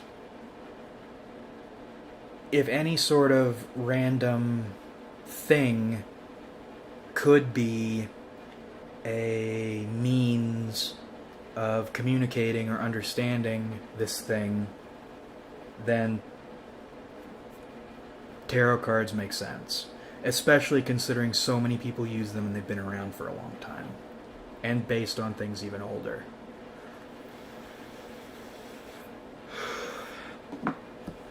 Filter here. Plus your voice narration. Your voice is very relaxing. I agree. Thank you. That is very sweet of you all. Very sweet. Very kind of you. Thank you for helping me, or letting me take my mind off the thing that was freaking me out. Okay. So I pulled tarot on, or regarding, I ran into some people I used to know. I was really good friends with one person, and a bunch of bad stuff happened, and we stopped being friends. And my instincts told me just never contact them again, never have anything to do with them again. It's a bad idea. It's going to end badly if you try. So I haven't been. But then I ran into them again, and I, for fun, decided why not pull some cards on it. So I did. And of course, the cards I drew, or the card I drew for that question in particular, was was exactly what my instincts are telling me. It was the something of something the something of something reversed. And the image is of, upright, is of 3 people, or maybe 4 people, 3 or 4 people, planning out this big construction project thing.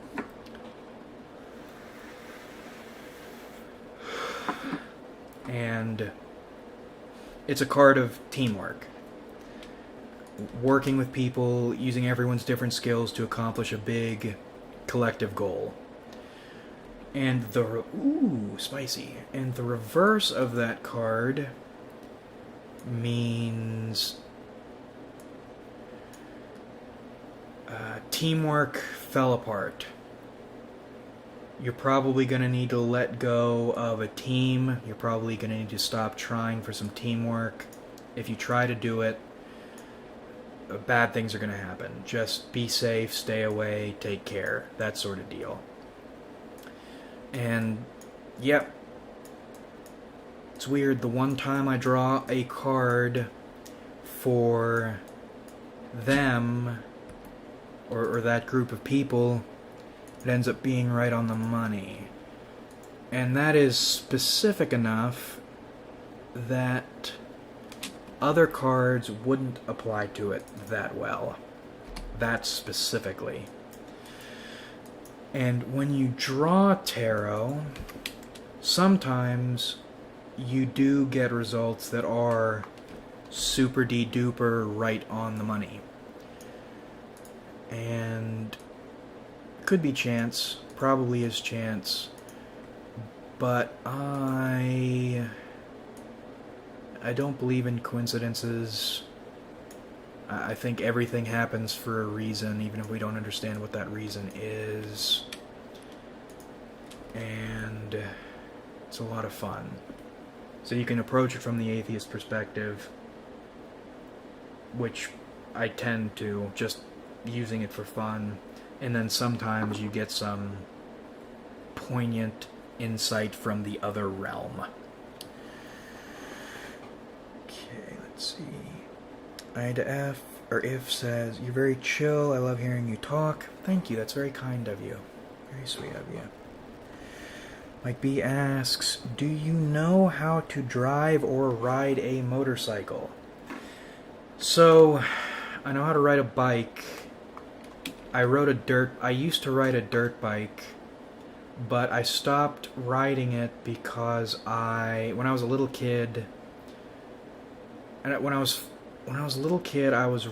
learning to ride a dirt bike, and I didn't understand how it worked, so I just pulled my legs up while I was going super slow, and I tipped over, because the bike wasn't really moving, it was moving half a mile an hour or something super stupid and slow like that.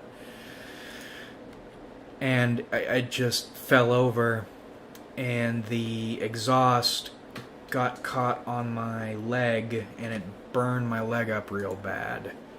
And I continued to try to ride my dirt bike after that, but I never really made much progress with it. Did I sell my toothpicks? I sold my fucking toothpicks. Damn it. That's fine. I don't need it. I don't need them. Who needs toothpicks? Get out of here. Okay, we will move this over here. So we have our rations. We have our first aid kit. We have our splint kit. Camping bed. Skewer for aesthetics. Rags and basket for knocking people out and sneaking. And we're good. Okay, and that made us a little bit of money. And we'll go to a bar and rent a bed to sleep a bit more, and that'll cost us $150, but we have the money for that. Okay. So if you put me on a motorcycle and said if you don't drive you're gonna die, I could probably make it work. But if you asked me to do it leisurely on a crowded road, I would rather walk, because I don't trust it. But why? Are you interested in motorcycles? Motorcycles are cool. I would like to know how to drive one confidently, but even if I knew how to drive one confidently, I still probably wouldn't drive it because I am terrified. One of my high school friends, MBTI ESTJ, got big into motorcycles during his undergrad. And he was in all sorts of stuff. Like, he was on motorcycle forums, he was trading bikes and doing all sorts of stuff. I know he stopped. I don't know why he stopped. But he was big into it for a long time. Like doing motorcycle vlog. Well, I don't know if he ever did any motorcycle vlogs, but I know while he was working, he would watch people motorcycle vlog. So like they would attach, I don't think it was a GoPro, because they would have microphones, and they would just drive around neat areas of the country or landmarks, and just drive around and talk, and that's what he would watch / listen to while he was working. Very, very cool dude. Love him dearly, and I hope he's doing well. I feel like a bad friend sometimes, but we'll figure it out. Okay, let's see. Shukim asks, when you said extrapolating from the imagery of the tarot cards, are you saying that we may be ascribing our instinctive, intuitive understanding of Jungian archetypes? Yeah, that's exactly what I'm saying. Firstly, I don't think Jung invented archetypes. I think he described things we have been living with for a long time. A very long time. Something maybe we evolved into. And you know this because you can see those archetypes in stories going as far back as the Epic of Gilgamesh. Archetypes are in there. Hero myths. And that is... How do I say? I don't think any one culture, any one religion, any one psychologist, any one theorist invents... I don't think anyone ever invents anything.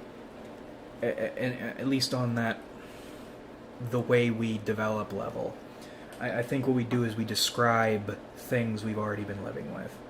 And I think Jung was just really damn good at it. But you can see that's one of the reasons I like tarot cards, is you see those archetypes, those messages, those myths in the cards. And you see them everywhere, and people don't even think about them consciously. We just do them. as if we evolved to do them, or they've been in our cultures for so long, it's just the way we think.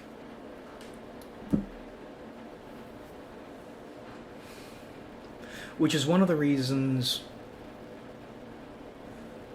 I tried to learn Spanish. I never had a use for it, so I stopped learning it, and I don't remember much of it. Tried to learn Japanese because I'm a degenerate, want to read hentai and all that stuff in language. Get manga ahead of time, no translations. But I never had any use for it because I could get translations, so I never stuck with it. But translations between languages, it's good for... The more languages you know and the better you can translate, the better and purer communication you can achieve. And that is important for...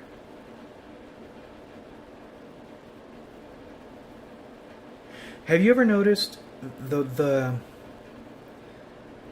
more exactly you try to describe yourself to someone else, the more you feel at a loss for words? Right? Who you really are inside, there are not words for, or there is not words for. Unfortunately. The more you tap into archetypes, learn about archetypes, and learn about languages, the way different words mean different things in different cultures, the closer you can get at that. And that's what I like. That's what I like a lot. But I'm dumb, so I need, or I like, maybe not need, but I like finding people with expertise who know a bunch about a specific aspect of a thing I want to know about, and pick their brain until I can develop a general understanding I can use in the future.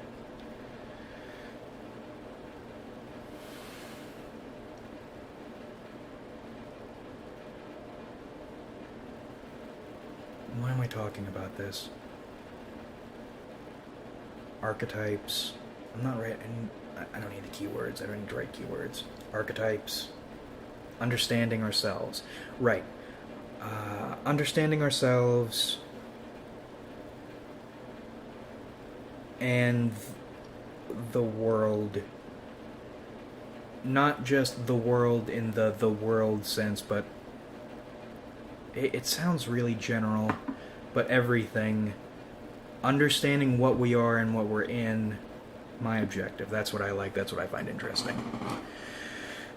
Shurkam says, I wonder what you mean by right on the money. Do you think that the cards you picked out were selected out of pure chance, or is there some higher power influence to what you pick out? I think... Yeah, that's exactly what I mean. I think... So, one of the things I talk about is looking for direction, guidance, symbols in nature. I don't believe in coincidences. I think everything happens for a reason. However, I think some things are more charged or more symbolic or more explanatory than others, and that's and you know that that's the case when that happens because there's gravity to it, there is righteousness to it, your instincts are on it. So yes, sometimes, for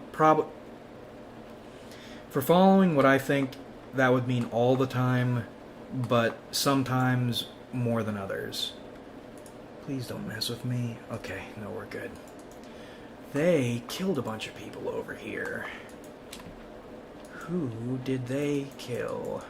Where are they? Do they have clothes I can steal? I need a new... I can't wear shoes. But I can knock out this guy, right? Mercenary Guild. Save the game. Ooh. Nope. Alright, reload the save, read comments all the while. Okay. Mike B says, hell yeah. Assume you're talking about the motorcycles. Sure. Kim says, if we were simply ascribing our interpretations to the imagery, wouldn't most of the cards be similarly helpful? Interested in what you think. Right, so that's what I meant about the... That's what I meant about the atheist interpretation of tarot. So while cards are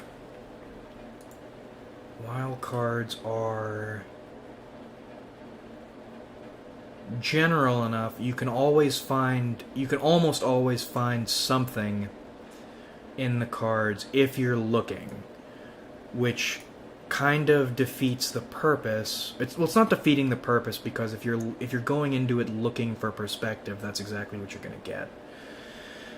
However, this is heavy. Well, we'll take them all. Fuck it. It's not like he's going to do anything. Take this. Okay, so that said, it's not like the cards are just images. They do have their own meanings. And when I say right on the money, I mean the situation I'm describing or am asking about, the card's exact imagery, exact meaning fits exactly what I'm talking about in the way I'm talking about it.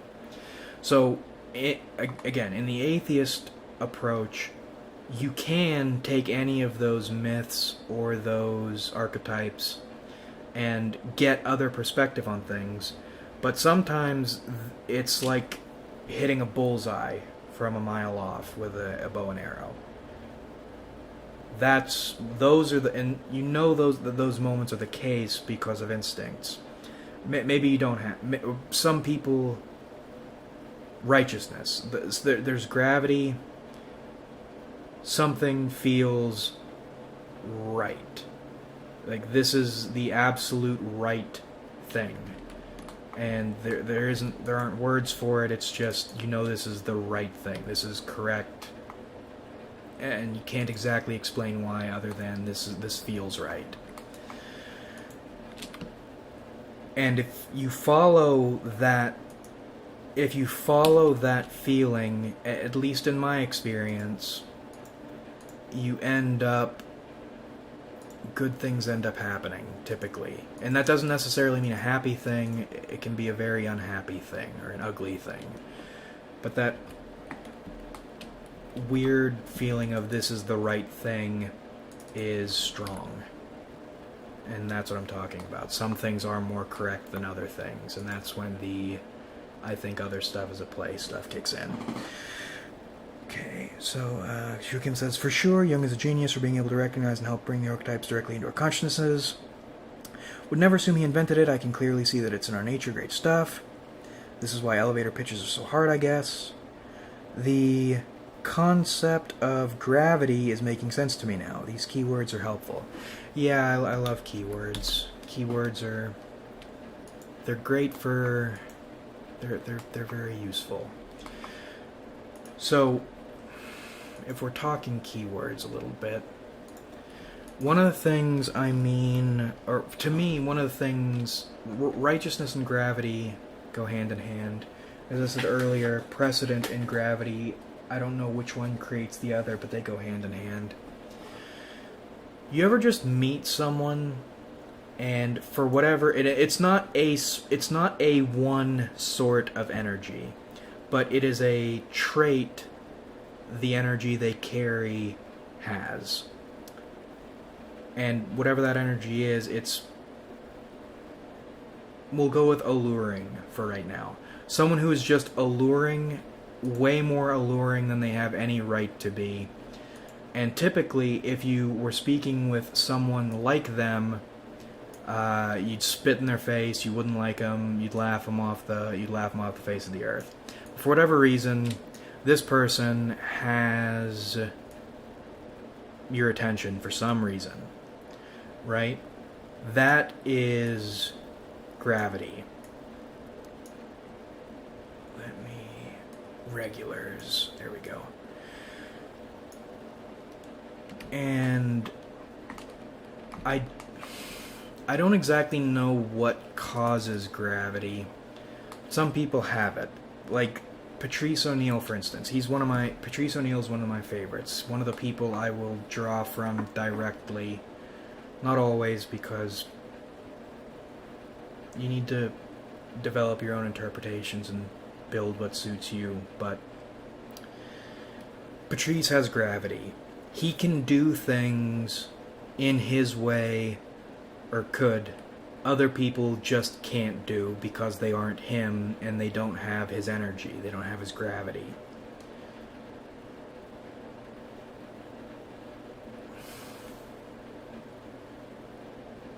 And normally that is where I would put righteousness, but I think righteousness is the way you do it, and gravity is the attribute you put off while you're doing it. Which is the reason I go with alluring, because people with gravity are alluring. Sell these. We're just making a lot of money selling clothes, selling stolen clothing. There we go, sell that. Okay, so that's sold. Building up our money. I want to become the best thief in the world, but we'll get there. So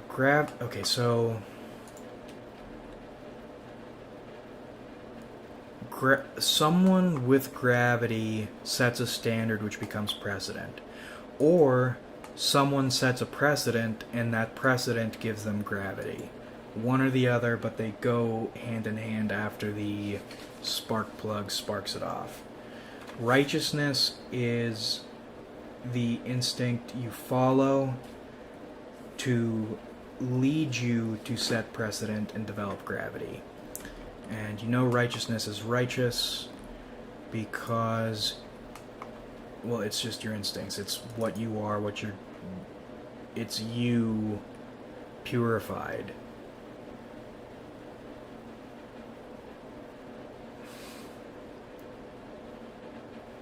Radical self-acceptance, I don't know if I want to make that a keyword yet. Righteousness is a hard word to describe because you have it, or someone has it, or understands it, or they don't. You can try to describe it, which I'll try to describe it, but that one's a hard one to translate. Okay, let's see. Yeah, thievery is the best. Let me think. Alright, where am I? What am I doing? I'm in Clown Steady. Let's head to Shark, actually. We'll go to Shark. Well, no, we'll go to Squin.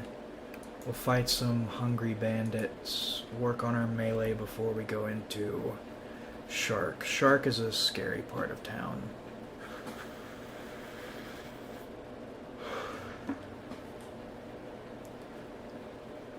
Do you ever just really like something for embarrassing reasons if you ever were to say it out loud? As in, or maybe you liked it when you were younger for these super duper meaningful reasons to you. But now that you're older, you would just turn to ash if anyone heard your reasons for why you like the thing nowadays. You're embarrassed for your reasons for liking the thing nowadays, but you still like it because on some level it's still important to you on that embarrassing level. Right? That is the reason I play Hive. Well, I like in Kenshi, Hive, or the Hivers are my favorite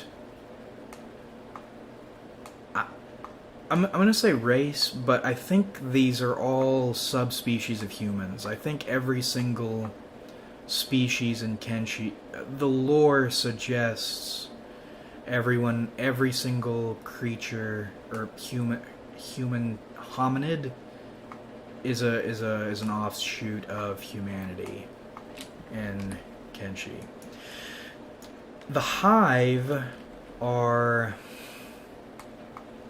they're these insectoid people, and they are connected to a hive mind run by a single queen. And hive are all sexless and genderless. They develop gender after they get away from the hive, but we'll get to that in a second. Fuck, what is that? I'm dead. Alright. So, the queen produces, gives birth to the hivers, and controls them as in a hive mind via pheromones and directs them. The hive princes are the most... Hold on. Oh, Shukim says, story of my life, my passions are low-key stupid. Don't worry about it. We're all really, really dumb and making the best of it. That is very nice. So, and then the... Hold on. What a freaky environment you're traversing through. Really unsettling for some reason. When you say unsettling, do you mean really unsettling, or is that an intentional choice of word, or is that a loose choice of word for weird? I ask that because I'm finding NI types and FI types, doubly when the type has both functions, get really intentional about their word choice. So if it is unsettling, capital U unsettling, I am curious to hear why. And we're going to go back through it. The swamp and Kenshi is in... We'll talk about that. We'll talk about that later. Anyway. So, the hive queen produces hivers, controls them on a hive mind network via pheromones. Hive princes are the most intelligent of the hive subspecies. And they're like... They... sub-networkers for the rest of the hive. So hive hierarchy. Hive queens up top, hive princes below them, hive warriors or ronin, well no, they aren't ronin yet, hive warriors below the princes, hive laborers, hive workers below the warriors. And sometimes, for whatever reason, hivers occasionally get disconnected from the hive network, the hive mind. And most of them, when this happens, when a hiver gets disconnected from the hive mind, the other hive drive them out because they think it's bad luck. It's bad... Oh, why am I going through the water? I'm gonna die in here. Come on, stay above water. Alright, let's see. We need to get through here. Alright, we're gonna get through this. Okay, keep moving. We'll save right here. So they get driven out when they get disconnected from the hive. Now, like I said, sometimes this can be an accident, sometimes it can just happen, but other times, some hive develop individuality to the point the pheromones stop working and they, like, force disconnect themselves from the hive.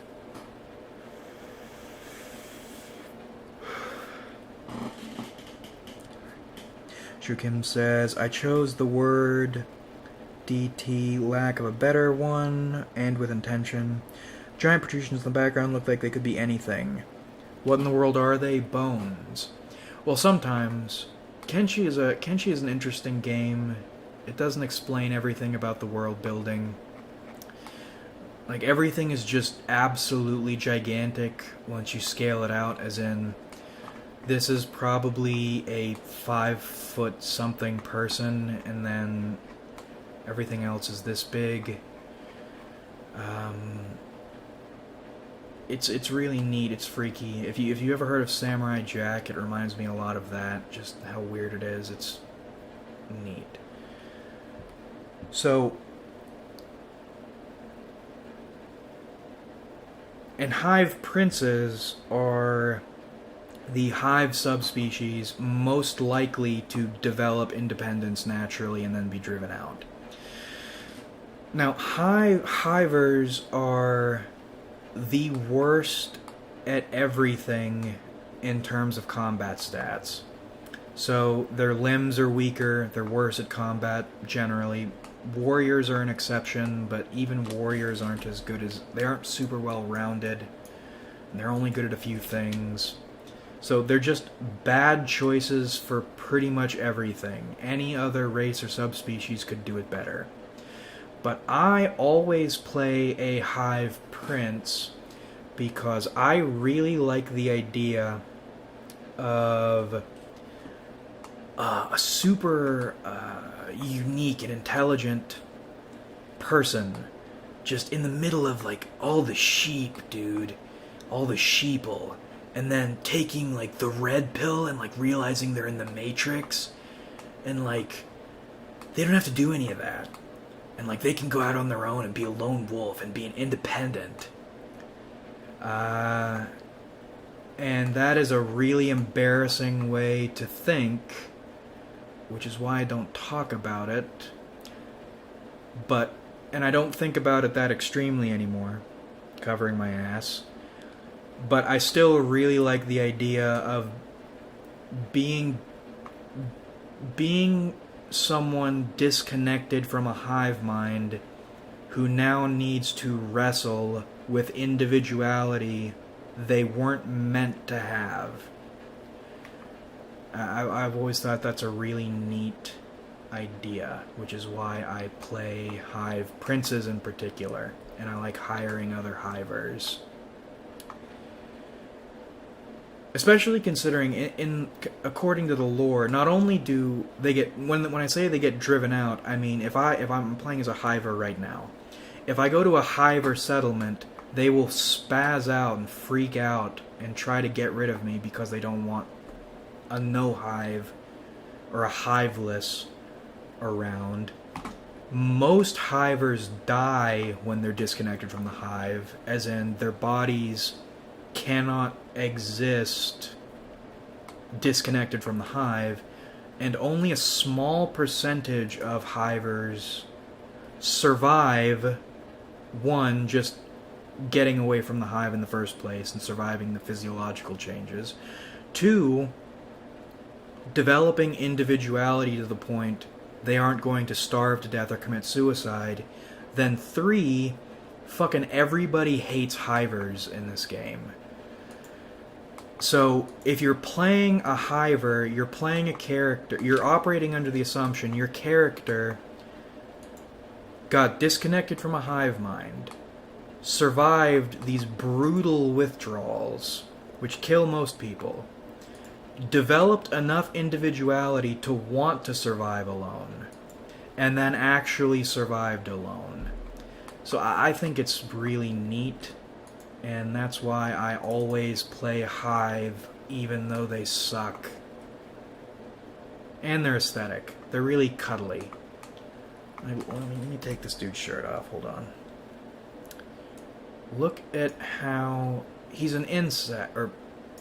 I say they're sexless and genderless. They develop gender afterward, because you can afterward if you want to.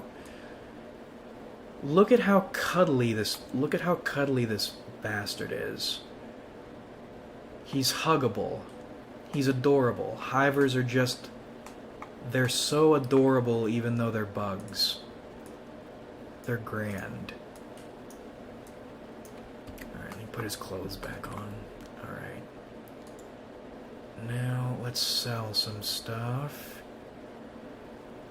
Alright, they don't want to talk to me. Oh no, here's one. Is this the owner? Yes. And I don't have anything to sell. Why did I even come in here? Right. So now I will get ready to hunt some bandits just to level up my combat so I can go do stuff. Alright, let me go through here. It's very cosmic horror-y material. Lovecraftian horror scares me the most. Really? How so? What about it scares you? I'm interested in cosmic horror, but it doesn't scare me for some reason. But I know it really freaks people out, so I am curious to hear why. They have really nice pants. Was that your alter ego speaking? Never mind, that's the real you. Yes, well, both. Everything. We wear many hats, and they're all stolen. Right, all that existential struggle and dying in swamps. Yes. But now we're in the big ugly desert, with someone off in the distance yelling, "Get the fuck out of here." Who is that, and who are they yelling at? Bollocks? I'm gonna fuck you up, you damn bone sack. You shit-eater.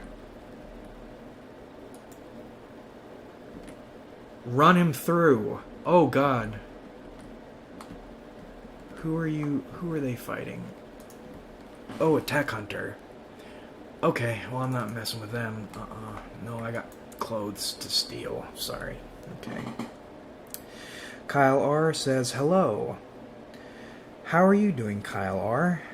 How are you feeling? Hello, Kyle R. He looks like an axolotl. Holy crap. Good morning, boys. Sophia Theodoris. Hey, how are you doing? How are you doing this morning? I've been meaning to say to you, Theodorus, or Theodors. I hope I'm pronouncing that correctly. Is it Theodores or Theodors? YouTube has been auto-deleting your comment. I know you have. I don't think you've commented in a while, but there was a period YouTube was auto-deleting your comments, and it was very frustrating. But I saw at least one of them, and it was very kind of you. Very kind in an aggressive way that I needed at that moment, and I really appreciated it. And I hate that YouTube deletes stuff because it makes me look bad. Alright, so we're gonna let these people knock each other out.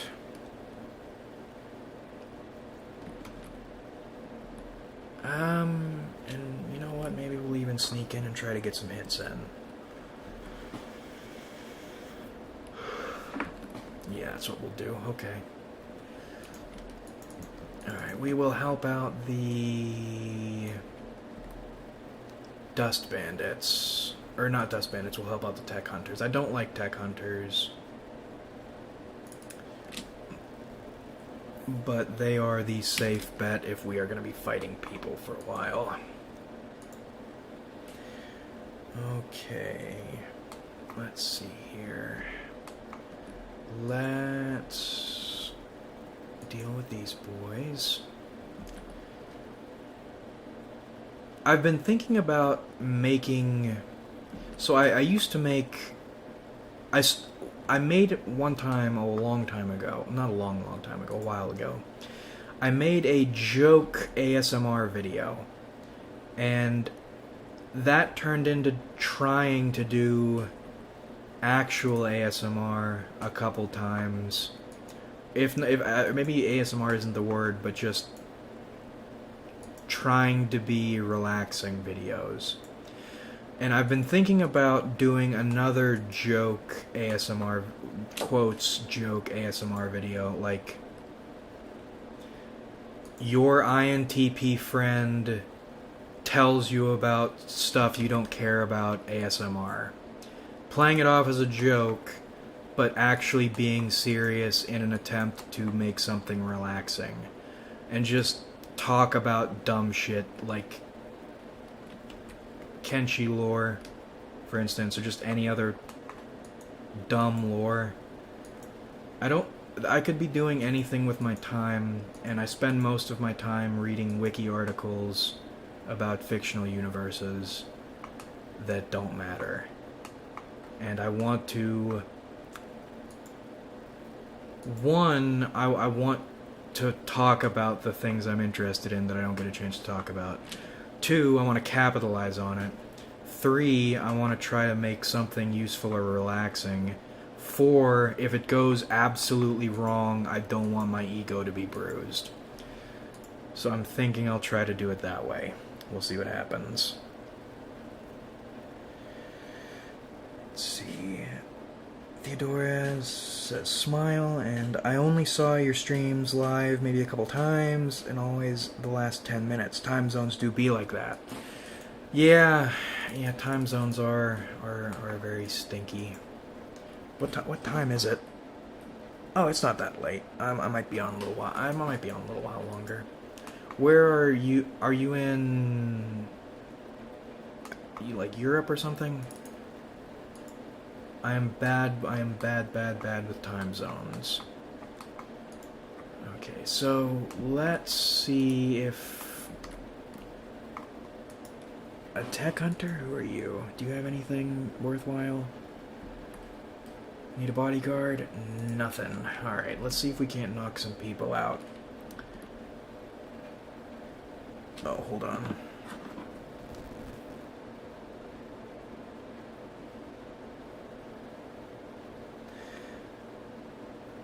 Oh, no. Okay, actually... maybe not. Fuck me. Alright. So, I'm running into a technical problem. Alright. God damn it. Fucking shit. They didn't fix my internet, so I've been using my hotspot. I assumed... Well, no, I shouldn't assume because I have unlimited data, but now it's saying I have a cap for my data, which is weird. It's confusing. Alright, I'm gonna wrap it up here then. Apologies. I didn't realize this was a thing. I've never run into this issue before in my housing. This shouldn't be an issue because of my housing, but... Alright. Close this out. And... damn. Alright. You all have a wonderful evening. I'm sorry about that. You all sleep well and enjoy your day.